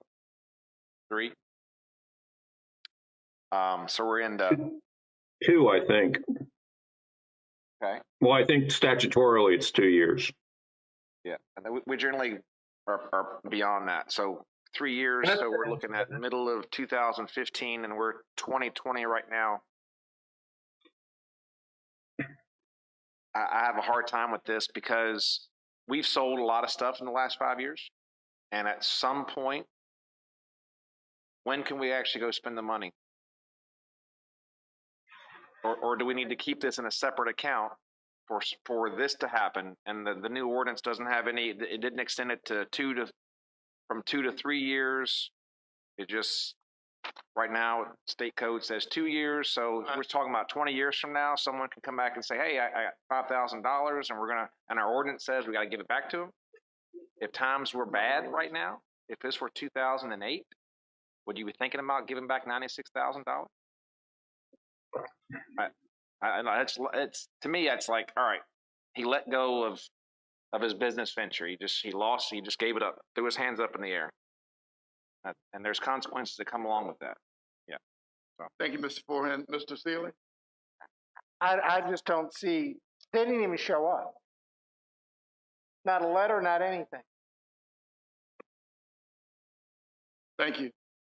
Ms. Ball? When we first heard this, I think we all sort of got the feeling this was an heir that didn't know about the property and that he was entitled to it and had sort of traced it down and now was coming back to us. And that's sort of totally different to look at. But this is obviously something that someone knew about. It was just not responsible enough to follow through. And now for some reason thinks he should. And I just can't set a precedent for bad behavior like that. Thank you, Mrs. Long. Mr. Thomas?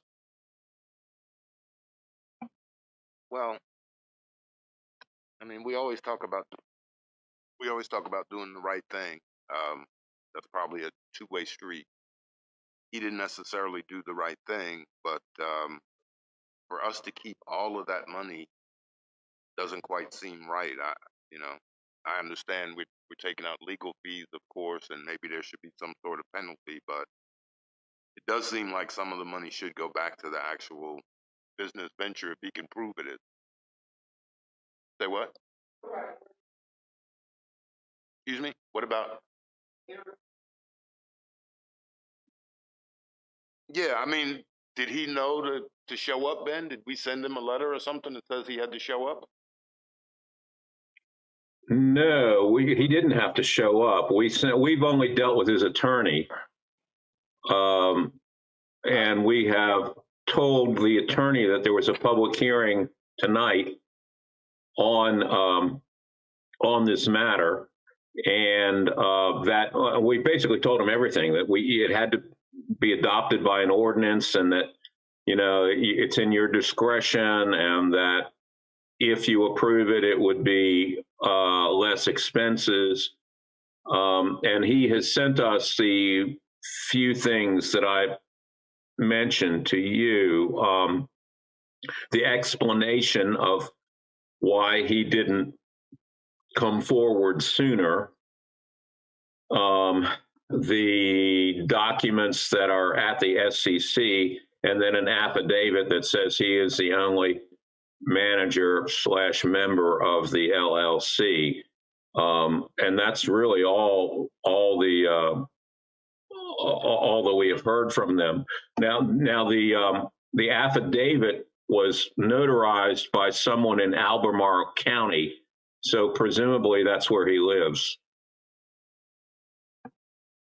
As they always say, I'm just going to deal with the facts. The reality of it is we have a policy in place. We've afforded opportunity. Oh, Ms. Thomas, I'm sorry, you finished? I guess we are. We're not going to consider. We can adopt. I mean, we held a public hearing. We could adopt the ordinance, and he's saying we could hold the money until he proved it, or something like that. I think that's what Mr. Emerson's saying in the end. But until you, I don't think we will get any more proof. Oh. To be honest, I don't know anywhere else to go. I mean, I guess we could hire a private investigator to look into it, but it's just I don't think we're going to find any more proof. Okay, we're done. Emerson. Mr. Emerson? Oh, Mr. Black, yes, thank you. I just have a question. Could he, I mean, because I know the time has expired. If this, is there any way that he could take us to court? Well, people take people to court frankly, for no reason, and when they have no, in my opinion, ability to win. So who knows? Possibly, but I don't think he could possibly. I don't think he could possibly succeed in a case, and frankly, I think it would be dismissed immediately because the statute is very clear. After the period has run, which it has, the money belongs to the county, and if it wants to give it back to someone who makes a claim later, it has the discretion to do that, but it is not obligated to do it. The law is very clear on this, I think. Thank you, Mr. So I can't tell you that he couldn't file a lawsuit, but I can tell you that he's not going to win it.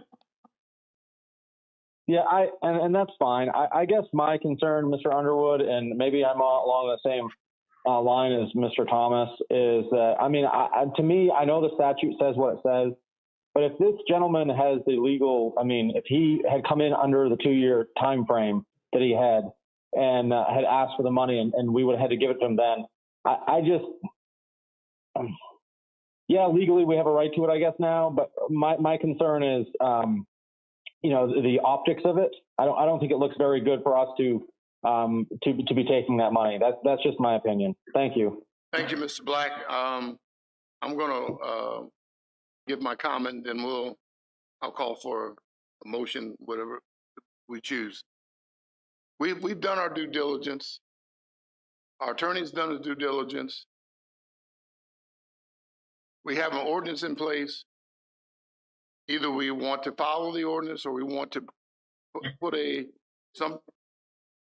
adopt it or not. So that's my position. I don't want to play hypotheticals. What if he could fly an airplane? Well, go fly it. The reality of it is we have an ordinance in place. Either we're going to follow the ordinance or we're going to do something else. I'm going to move based on what this board wants to do. My position is we've done our due diligence. We need to move forward. That's my comment. So if there's a motion either to adopt an ordinance or not to follow the policy, I'll take a motion at this time.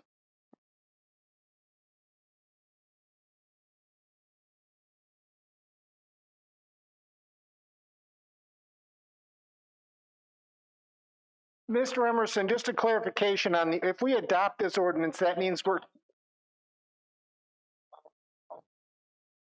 Oh, I see. So what should, I guess I'm asking for clarification on what the if we're going to follow state code. State code said they had 2 years. We've been through that. There's nobody here tonight. To me, a family member would have made a big difference.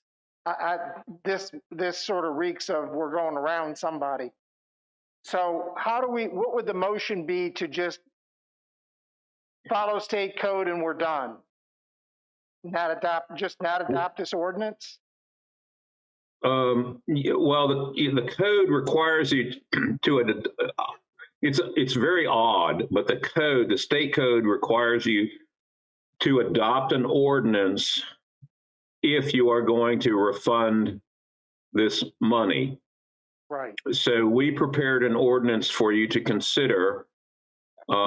Frankly, you don't have to adopt it tonight. You've had the public hearing. You could wait and consider it and adopt it at a future meeting or not adopt it. But the ordinance provides that you would refund the amount of excess taxes less the county's expenses. And it only applies to this case. It's not an ordinance that then would apply to, somebody next year if they come back and say we're making a claim as well. It only applies to this one case.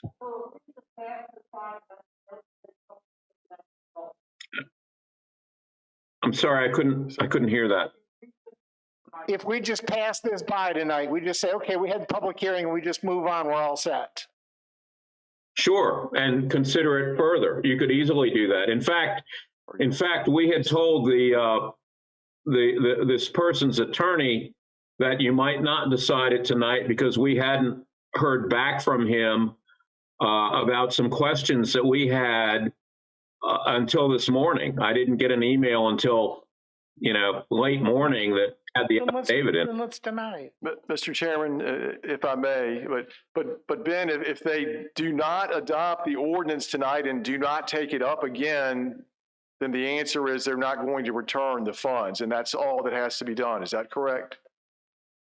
Yes, it would just die without the ordinance being adopted.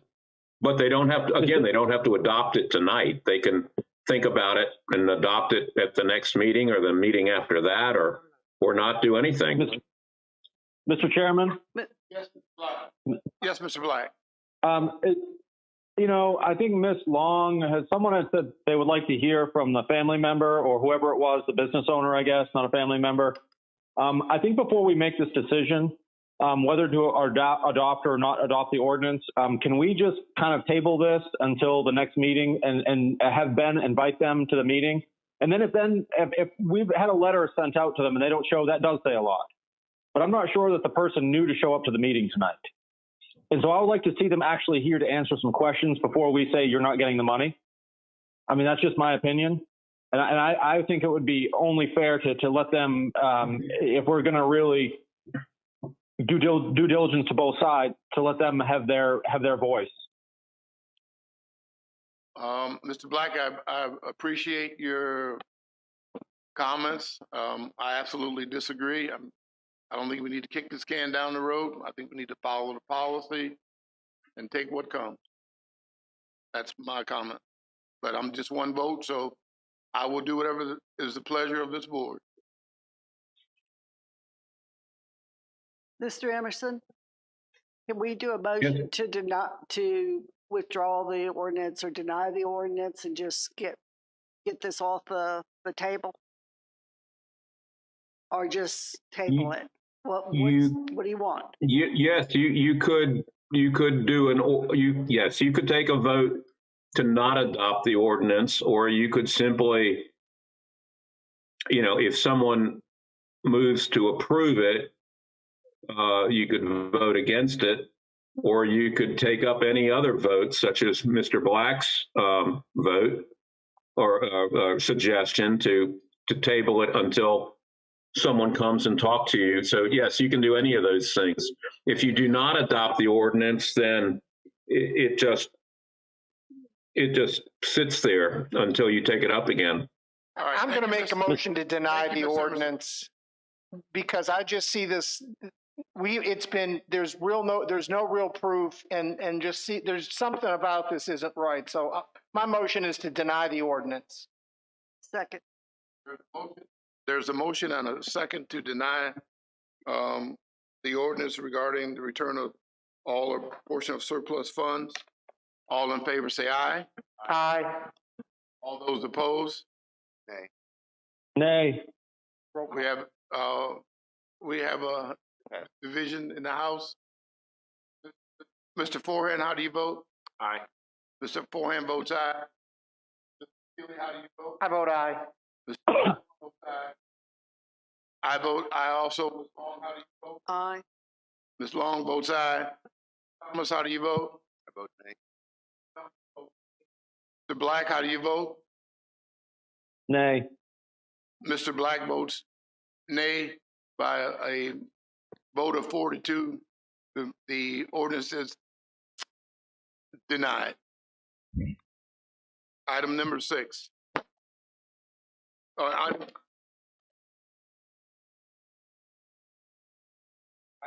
5.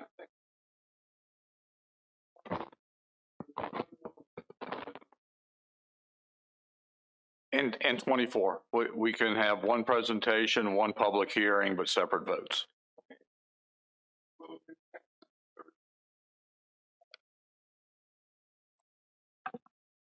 We will now entertain text amendments 13, 2020 through text amendment 17 through 20 and text amendment 24-2020. Amendments to the zoning ordinance of Caroline County for indoor and outdoor commercial kennels. We'll take on 2013. Mr. Fincher. Mr. Chairman, members of the board, collectively, as we discussed at the last meeting, these 6 text amendments are all related to the establishment of indoor and outdoor kennels in the zoning ordinance. Currently, there's just one standard. It's called a kennel. And we've had discussions and an interested party about having an indoor kennel or provisions for indoor kennels in the B1 district. So when staff and the planning commission took this item and looked at it, collectively, we recommended that you allow indoor kennels both in the B1 and M1 district as a by right use, but keep the outdoor kennels as special exception uses in those districts. The other amendment, in addition to bifurcating those uses within the ordinance, would also create the standards for allowing indoor kennels as a by right use in the M1 and B1 districts. You wouldn't want to allow those uses without some standards and some guidelines as to how those uses could operate. Pursuant to the last meeting, met with Ms. Long to address a couple of clarifications and issues that she had, and we have identified those tweaks to the ordinance in blue, both in the definitions as well as the standards to clarify that and tighten that up a little bit more. So collectively, that's what these 6 ordinance amendments would do. Separate kennels in the indoor and outdoor by right, by special exception, and the standards that go with the by right use. Thank you, Mr. Fincher.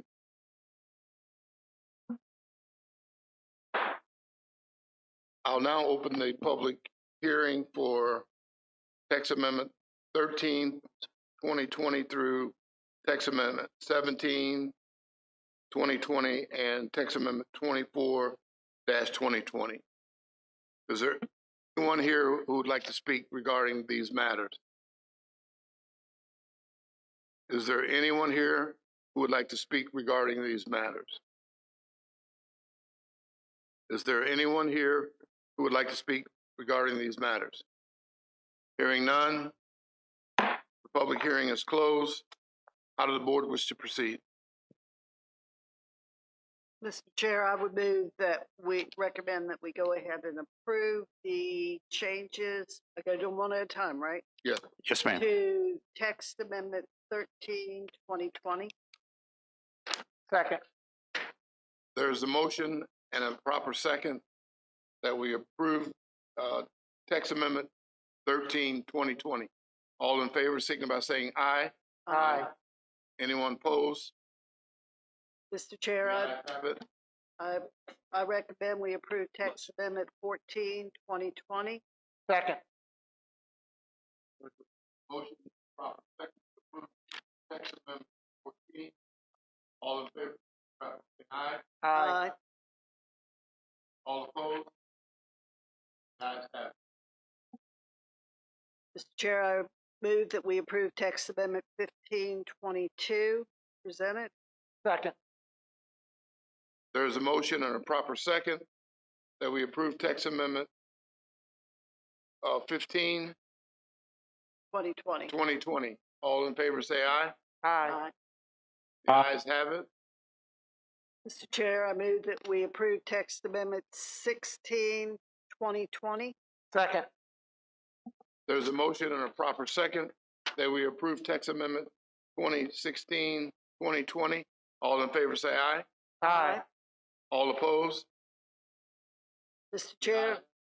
Chair, I move that we approve text amendment 17, 2020. Second. The motion and proper second.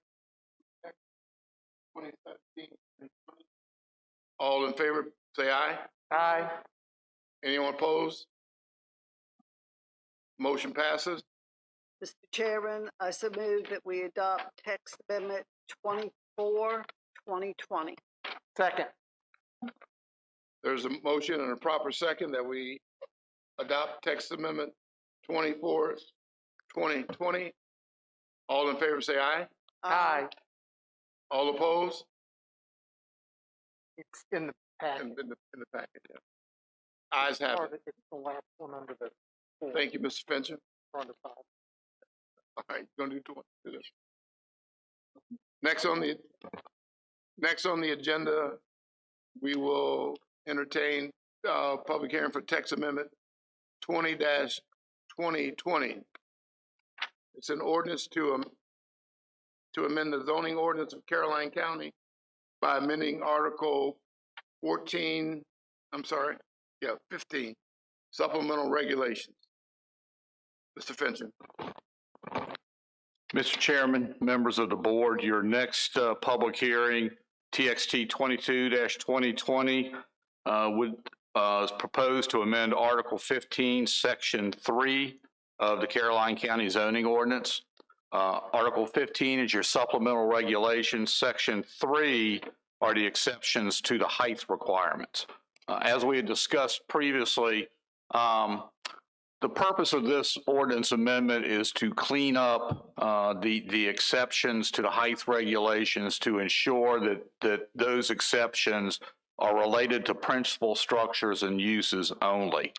The current ordinance, we've had some interpretation questions over the years, and we felt that at some point in time it needed to be cleaned up and that the exception should be limited to the principal structure and use, and that granting exceptions to accessory structures or uses, it raised a question of whether it was clearly incidental to the principal use. So we felt that it was time to go ahead and clean up the exceptions to the ordinance to clarify that it relates to the principal structures and uses only.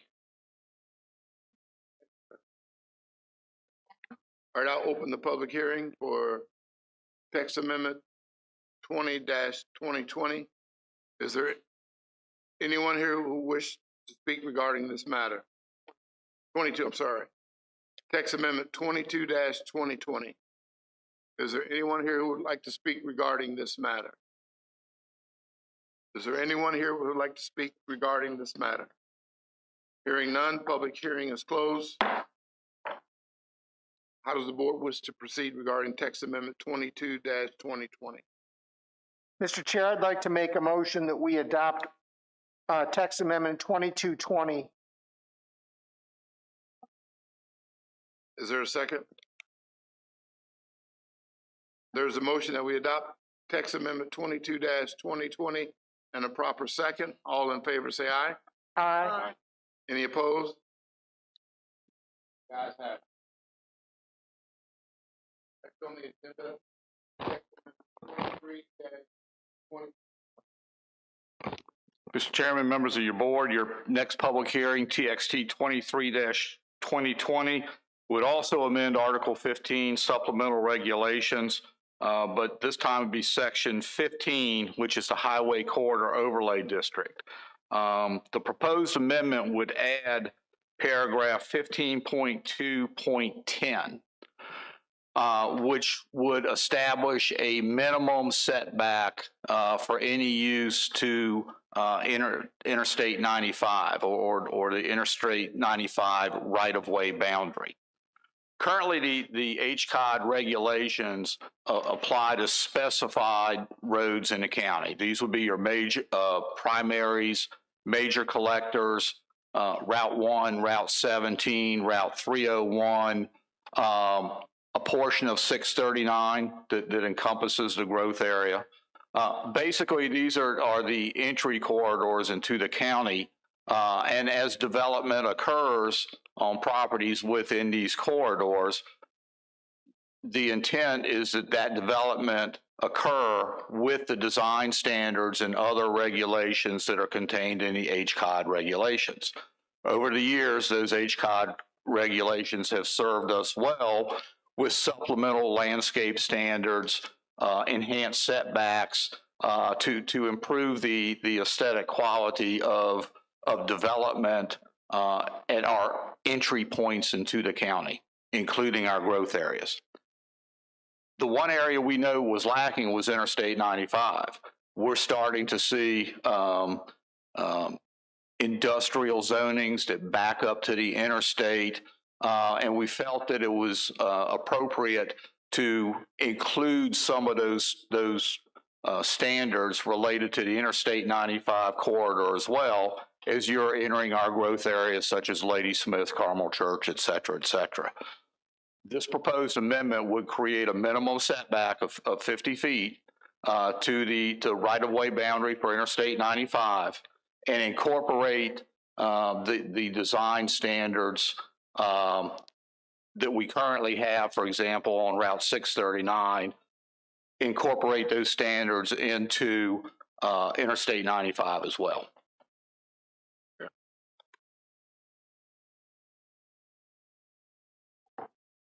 Public hearing for text amendment 23-2020 is now open. Is there anyone here who would like to speak regarding this matter? Is there anyone here who would like to speak regarding this matter? Hearing none, public hearing is closed. How would the board like to proceed with text amendment or for any discussion regarding the text amendment? Move the adoption text amendment 20. There's a motion to adopt text amendment 23-2020. There's a second? Second. There's a second to adopt the amendment. All in favor, signify by saying aye. Aye. Any opposed? Aye. Any opposed? The ayes have it. Motion is adopted.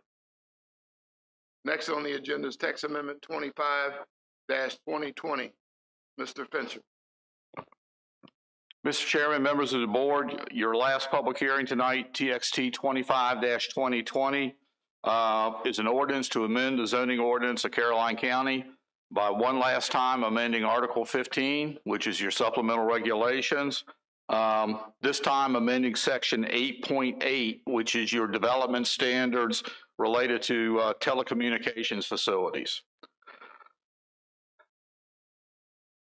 Over the last couple of years, both the Commonwealth of Virginia and the federal government have adopted regulations governing the telecommunication industry that have taken away some abilities from local governments to regulate those structures. our ordinance was written a number of years ago where certain counties' requests for certain types of information were allowed under previous regulations. And those regulations have been tightened up, I would argue, at the expense of local government's ability to regulate those uses. But it is federal and state law now. And the purpose of this ordinance amendment would be to bring our ordinance into compliance with the federal and state regulations governing this industry. In most cases, or in virtually all the cases, the regulations here are necessary to comply. The one area where the board does have the ability to modify the standard that's in the ordinance would be in the height of the tower itself. The current proposal in the ordinance is 199 feet. I know some board members in the past have expressed concerns about that height. And there is the ability within the regulations, if the board so desires, to consider reducing the maximum height of the towers that are allowed by special exception permit. That issue was discussed with the Planning Commission. Planning Commission felt comfortable with the 199 feet maximum height, which was the standard that was recommended by the commission to the board. Thank you, Mr. Fincham. I will now open the public hearing for text amendment 25-2020. Is there anyone here who would like to speak regarding this matter? Is there anyone here who would like to speak regarding this matter? Hearing from no one and seeing no one coming, the public hearing is now closed. How would the board like to proceed? Or any? I don't want to vote. Oh, anybody else feel funny about 300 feet? Tell me, I need somebody with engineers. Is that a necessity, or do we have an option for height? Here's the problem with the height of any of these towers for telecommunications. Depending on what they do and what frequencies they're in, as we move up the frequency band, we may see towers that they want taller for coverage purposes. So though we're going to limit height by the Planning Commission to 199 feet. I thought it was 300. Does that, I thought it was, at no time shall a tower exceed a maximum height of 300 feet? Am I at the wrong place? Hang on one sec, let me get there. Because I thought I saw just 199 and. Yeah. I'm sorry, that's not in blue. I was picking at your ordinance. I'm sorry. That's already on there. Yeah, So the 199 is without a light. that's without. Yeah, it's 199. That's right. It's without, and once you get above 199, the light requirements become real high. But as we move forward in technology, you may see single towers much higher. So even though I understand the 199 eliminates the need for all this aviation stuff. So that's why they stick there. So I don't have a problem with this at all. And we're probably going to get a request in the future for something even taller. But and that's fine. That gives the board the ability to look at that on a case-by-case basis in terms of amending the ordinance. And you'll want to know where that is. Yes. When you go that high. But for what we've done in all the towers that we have, I mean, I don't want to get in anybody's way with a 199 for telecommunications. So I'll make a motion to adopt text amendment 25-2020. There's a motion to adopt text amendment 25-2020. Is there a second? Any further discussion? All in favor say aye. Aye. All those opposed? Nay. We have a division in the House. No, it's no division. It's just me. I understand we need to pass this, and I would normally vote. I just want to protest the fact that we're being forced to do this by the FCC. Okay. Vote. Oh, you don't need a. You don't need to go. I'm the only name. Motion carries 5-1. I'm sure my internet will go out tonight. All right.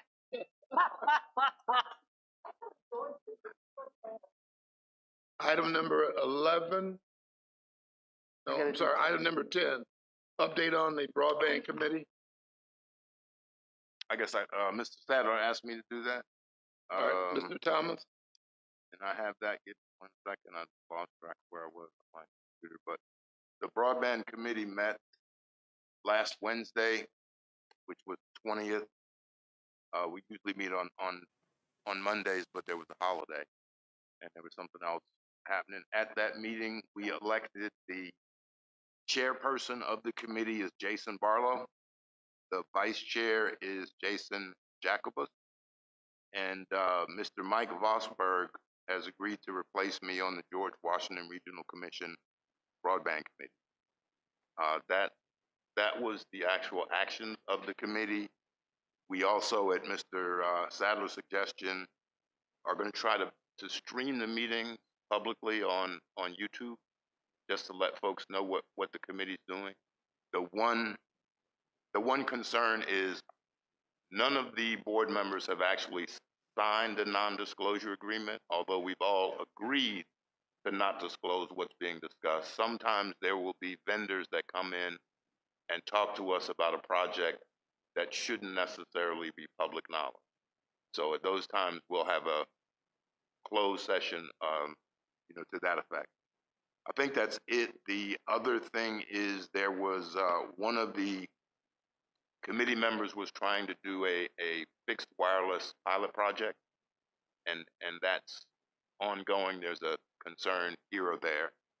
And the other thing is some of the members said the county should do whatever it could do to make sure we put fiber wherever we can. And I think that's kind of what we'd all agree to, but it's cost prohibitive at this point in time unless we find a better way to do it. That's it, Mr. Chairman. Thank you, Mr. Thomas. We'll meet again next month and hear from one of our, we're going to meet again next month and hear from one of our partners in the county. And the one thing I forgot to mention, which was kind of stressful this afternoon, we have not heard back about the VATI grant yet, which is the grant we have in Port Royal and the one around Caroline High School. I did receive an email from one of the committee members that had a link to VATI's website, and when I clicked on the link, it said January 22nd, and it listed all of the awardees. Caroline was not one of the awardees. So after a quick stroke, I realized that it said January 22nd, 2020. That's what I thought. So those were last year's awardees. So we still haven't heard yet, although we expect to hear. Mr. Sadler and I check the website on a daily basis just about, so we expect to hear anytime soon about what the VATI grant does. And that's it. Now that's it. Right. Thank you, Mr. Thomas. And I know the board is looking to hear certainly how we can extend broadband to every citizen in the county, particularly with people working from home, distant learning. I think this is a good opportunity for us to try to find all revenue streams possible to put fiber in the ground. So, and I think one second issue regarding the broadband committee is I think we didn't. I want to appoint Mr. Thomas to the broadband committee liaison for the board. If the board would support me in that. So I would make a motion that we appoint Mr. Thomas to the broadband committee as a liaison for the Board of Supervisors. Can I get a second? Sure, second. It's been motioned and properly second that we appoint Mr. Thomas as the liaison for the board to the broadband committee. All in favor signify by saying aye. Aye. All opposed? Hearing none, Mr. Thomas, you are our liaison. I have a question for you. Mr. Black. Mr. Black, Yes. do we need to appoint Mike Vosberg to the George Washington Regional Commission officially? I would probably a pretty good idea. Because I'll make a I motion. would say, I'll make that motion that we appoint Mike Vosberg to the George Washington Regional Committee Broadband Committee. It seems like they did that in their committee, and they need to be notified that he is our representative. Well, the committee did that with the understanding the board would do that. Would do this. Okay. Whether the board needed to or not. He was asked, well, I asked him at the meeting if he would replace me, and he said yes, so. Okay. So the board needs to do a little housekeeping here. Yeah, So We need to, I made a Make motion. Second. Mr. there's a motion and a second to appoint Mr. Vosberg to the Georgia Washington Commission Broadband. All in favor, signify by saying aye. Aye. All those opposed? Mr. Vosberg is now appointed to the Georgia Washington Broadband Committee. Mr. Chair, if I may, Mr. Chairman? I want to thank everyone for serving on that committee. We're so lucky to have people who are willing to share their knowledge and skills with us to get this problem solved. So I appreciate all these gentlemen that serve. Thank you, Ms. Long. Mr. Black. Chairman? Mr. Black? yeah, I just have a quick question. We have a project, I believe, that is going to need to at some point come forward. And I just would like to know when we want to plan on doing that. I think we need to, I don't know if we're going to have a work session with it first, but I think that's something that we need to start to discuss. Right, and in order to be fully transparent, Mr. Black, I agree. So I'm not sure how much time the solar work session is going to take. Is it possible that we could tag on the discussion of the broadband? Probably. So, Mr. Black, if the board wishes, we can entertain that on February 3rd. Okay, thank you. Would that be suitable? Yes, that's fine. Okay. Mr. Thomas? I understand the board needs to discuss that particular project, if I'm aware of the one Mr. Black is talking about.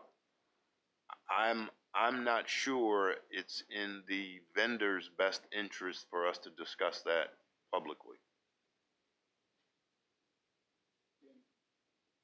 Well, then how do we ever? No, I mean, do you understand what I'm saying, Mr. Black? Because that's what the vendor told, I think, all three of us that talked to him previously. But they are aware that we'd have to take a public vote to go to phase right. I mean, two we can't do it. They are aware of that. Yeah, maybe. I mean, I'm all for discussing the project. The issue is the vendor said, don't publicize this potential project because a lot of people will ask when they're going to have access. The other side of that is we have to discuss the project to see if we can fund the project. So I'm just trying to state both things to make sure we understand the yeses and nos. So maybe we should discuss it in closed meeting and then come out and make a vote to talk about the project. We can do a closed meeting on that. It's undisclosed content. Mr. Cully? Is that all right with you, Mr. Black? I was going to ask Mr. Cully to give them a call. Have a closed meeting first. Mr. Chair, could I suggest before we have a closed meeting that a package of information, even though we all have to keep it amongst ourselves, that we get it ahead of time, especially if we're going to try to squeeze this in on top of another very complicated topic such as solar? All right, Mr. Cully, is it possible to put a package together for the board before the February 3rd meeting regarding the project we're discussing regarding broadband? I would think so. We have all the information. We'll get that out. Can you also talk? Can you also talk to the vendor regarding this project to determine if, in fact, it's okay to have that transparent discussion? Okay. Yeah, we can reach out to them. Thank you, sir. Will that satisfy the board? If he does it, And if we have to Okay. move the date of discussion, we can. I think that's a very good idea. I'm not there, so I don't know. Item number 11A, reversion funds for the school and the amount of, Mr. Chair, I was gonna suggest that, we get a prioritized list of school projects and initially start of up to about $1 million to see what that would entail and what their priorities would entail, so that we could discuss that at the February 9th meeting. any other board comments? Looking for like a list of like, for your first million What would you do? ish, you know, give us the list that you do for that amount, roughly. Dr. Calvary, can you come down for a second, please? I don't mean to put you on the spot. I know you weren't prepared, though we had a 30-second discussion. And I apologize in advance. Dr. Calvary, would your board and you guys be able to put, and your staff be able to put together if we decided to make $1 million available now, would you be able to put us a prioritized list together how you would spend that first $1 million of the reversion funds? Thank you for the opportunity to even have the discussion this evening. Yes, we absolutely would be open to putting together a prioritized list of the projects that we presented this afternoon in the board joint workshop. My question as a follow-up would be, is that list determining whether or not you're providing access to the funds, or are you just desiring a greater understanding of how the funds will be utilized and those will then be reappropriated to schools? My position, Dr. Calvary, because I'm hoping that, I mean, each board member has their own opinion, but I would hope we would have a meeting of the minds of those things that are timely, that need to be done very quickly, that there really may not be a lot of discussion about. Certainly. But certainly there are other projects in the CIP that I do have some discussion, and I'd like to take those off the table, that there's not very much chatter to be had, rather than give us an opportunity to move forward, show good faith, and that we do want to work together to make sure that the schools are in the best possible shape. Yes, you indicated just a moment ago that you may not utilize all of the February 3rd board workshop that you are conducting to discuss the topic that was identified for that meeting. So if there is time available for a secondary topic to be added, whether it's broadband or whether it's school-based matters. We have solar and broadband. Sure. That day, but yeah. My point was that we certainly could accommodate that list for that February 3rd meeting. That may afford you an opportunity to review it in collaboration and discussion. If that meeting is already scheduled, we could aim for that date for you. Okay, I appreciate it. Certainly. We're not good. Yeah. I'm gonna tell you, the solar discussion is so extensive that I foresee that taking hours.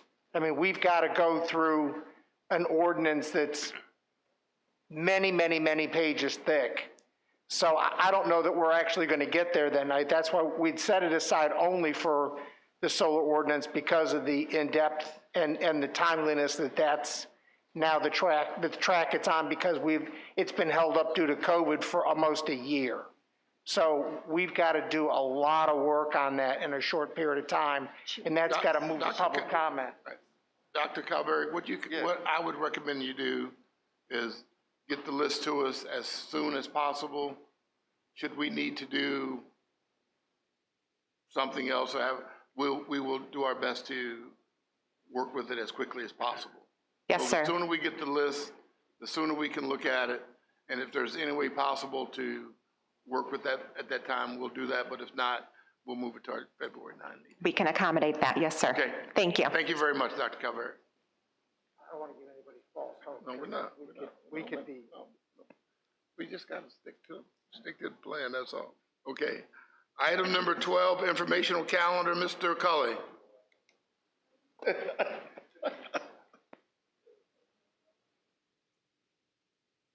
I had covered that up, but hold on a second.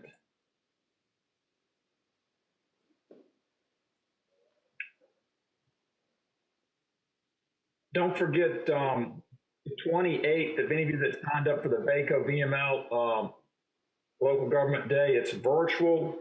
I don't know if anybody signed up with Pam for that. You just discussed Wednesday night, the 3rd of February, 6 o'clock.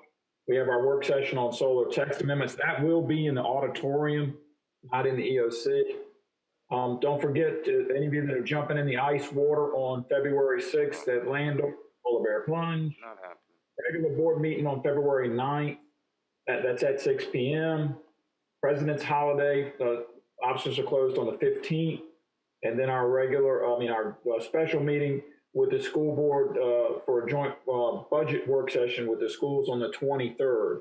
So if the schools agree to that, we've been holding that date open and available. So we'll know that on the 9th, and we will recess out of the 9th meeting to the 23rd if the schools can attend that. And if they can, if y'all need another work session on broadband or some other matter, we do have that night available. And then we did add some in the discussion of potential budget work session on the county budget on the 2nd.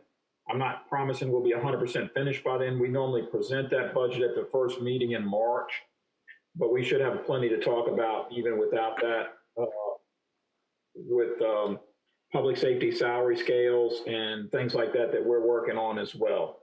So those are the things on the calendar. Is not much due to COVID. Mr. Cully, I have a quick question, if I could, Mr. Chair. I notice our vaccine dates are on Mondays, but there's a holiday. Does that mean Caroline's going to miss out on 350 doses on that Monday? No, it moves to Friday. No, Friday. It moves to Friday that week. Yeah. So they moved, evidently they're not doing them on Fridays. They're doing them Monday, Tuesday, Wednesday, Thursday. And so we moved to Friday, but Chief Loftus is available to answer that. But I think it moved to Friday in your slide, Okay. Chief. That's correct. Yeah. All right, thank you. Thank you, Mrs. Long. Mr. Chairman?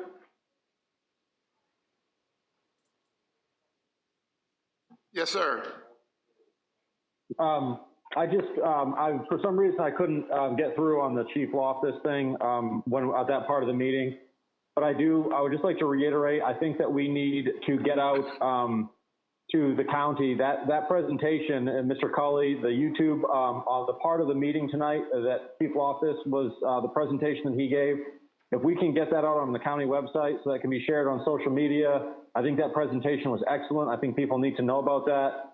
If there's a way we can get flyers to churches about what's going on, because I'm sure other supervisors are getting a lot of questions like I am about when they can be vaccinated and so forth, what's coming out of Caroline. And there was an article that we got an email on that was kind of unfair, that we saw the email from the city manager of Fredericksburg and how it was slanted towards one particular location. So if we could, the more information we can get out there, the better that would be for all of us. Thank you, Mr. Black. So I would ask staff, Mr. Cully, if you could make sure this is on the webpage and on all social media necessary to make sure the citizens are aware of our dates in our vaccine program. Yes, sir. No problem. Thank you, Mr. Cully. Can I add one thing that Dr. Calvert just shared with me? The governor's announced the VATI grants, and we're not in the first round. The governor, today. Who just shared that with you? Dr. Calvert. It's not on the VATI website, but it's a press release by the governor. 29.6 million.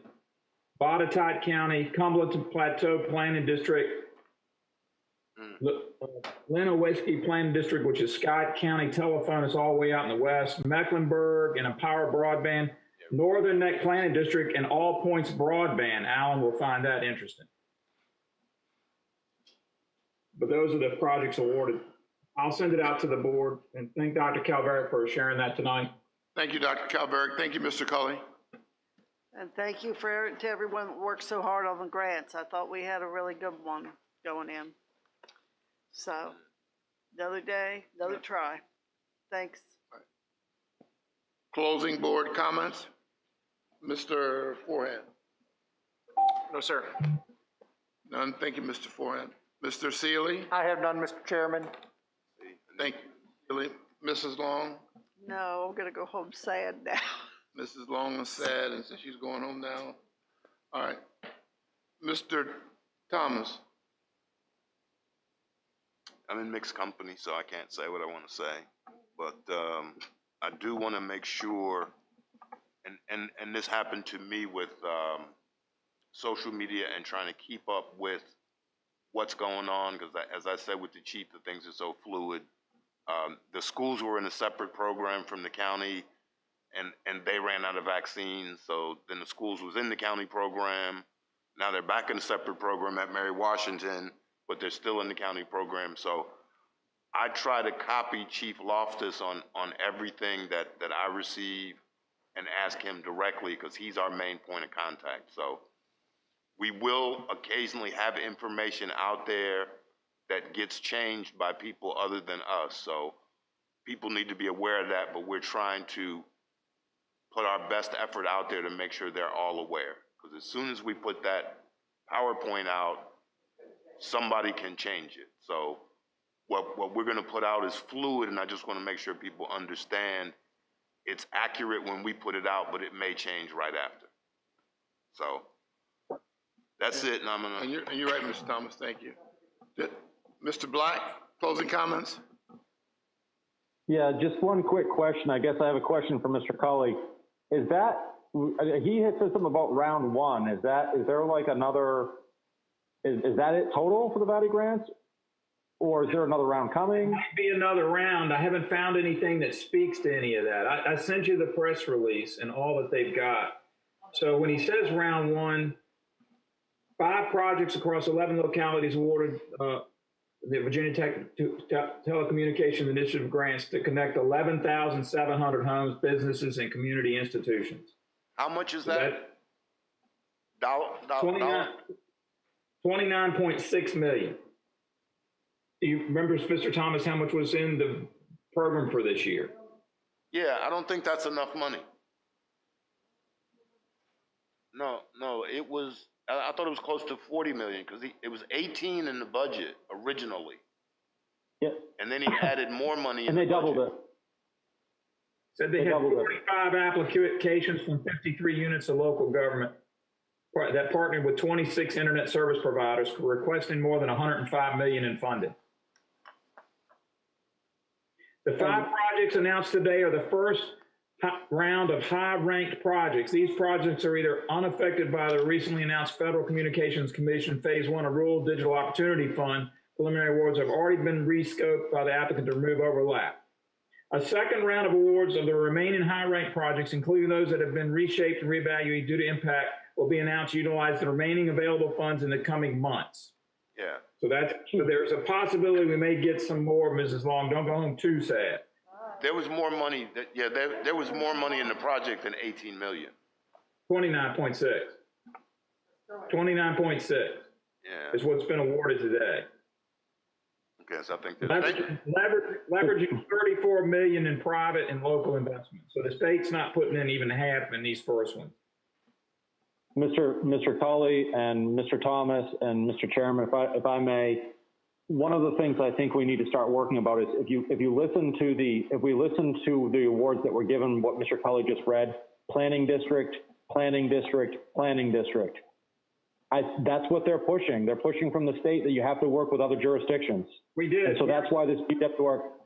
We did. That's why we're going to have to. GWRC planning district has got different vendors, Mr. Black, makes it very difficult to work. We worked with Atlantic Broadband across multiple counties, Middlesex, Matthews. We had Lancaster in, but they were working for a federal one and may have removed themselves from ours, but we're partnered with multiple counties that have the same provider. We do not have this shared, we share Comcast with Spotsylvania. I'm not sure we share anything with King George other than Atlantic Broadband a little bit. And Stafford, I don't know that we share anything with Stafford. Well, I'm saying we do physically connect with King George and with Spotsylvania. So any future project, I think we might want to consider having, if you do a dual project or something where you use both counties as part of the project, it may be helpful. Correct, but they've got to be able to hook together some sort of way or be part of it. That's a discussion. I think you broadband committee should. With all due respect, I think that's a discussion that maybe we need to that's fine. ensure that the broadband committee takes a look at and kind of come back to us and see what projects we can team together and work together with other jurisdictions. I mean, like I said, there were 5 jurisdictions, I believe, in that in our grant. So we were not a standalone. So we just continue to apply for those grants and do the absolute best we can. And one thing I would add is King George is in the Northern Net Planning District Commission along with Northumberland, Richmond, and Westmoreland. And they're not part of the Northern Net Planning District Commission. So it's counties that sort of partnered up with things that work amongst counties. Thank you, Mr. Culley. My final board comment is February, of course, is Black History Month. We'll be doing a presentation to the NAACP on February 9th. And I think that's all. That's my only comment. Motion to recess till February 3rd, 2021 for the work session on solar tax amendments. So move. Second. There's a move, proper second, that we adjourn to the February 3rd recess to work session. All in favor say aye. Aye. Opposed? We are now in recess.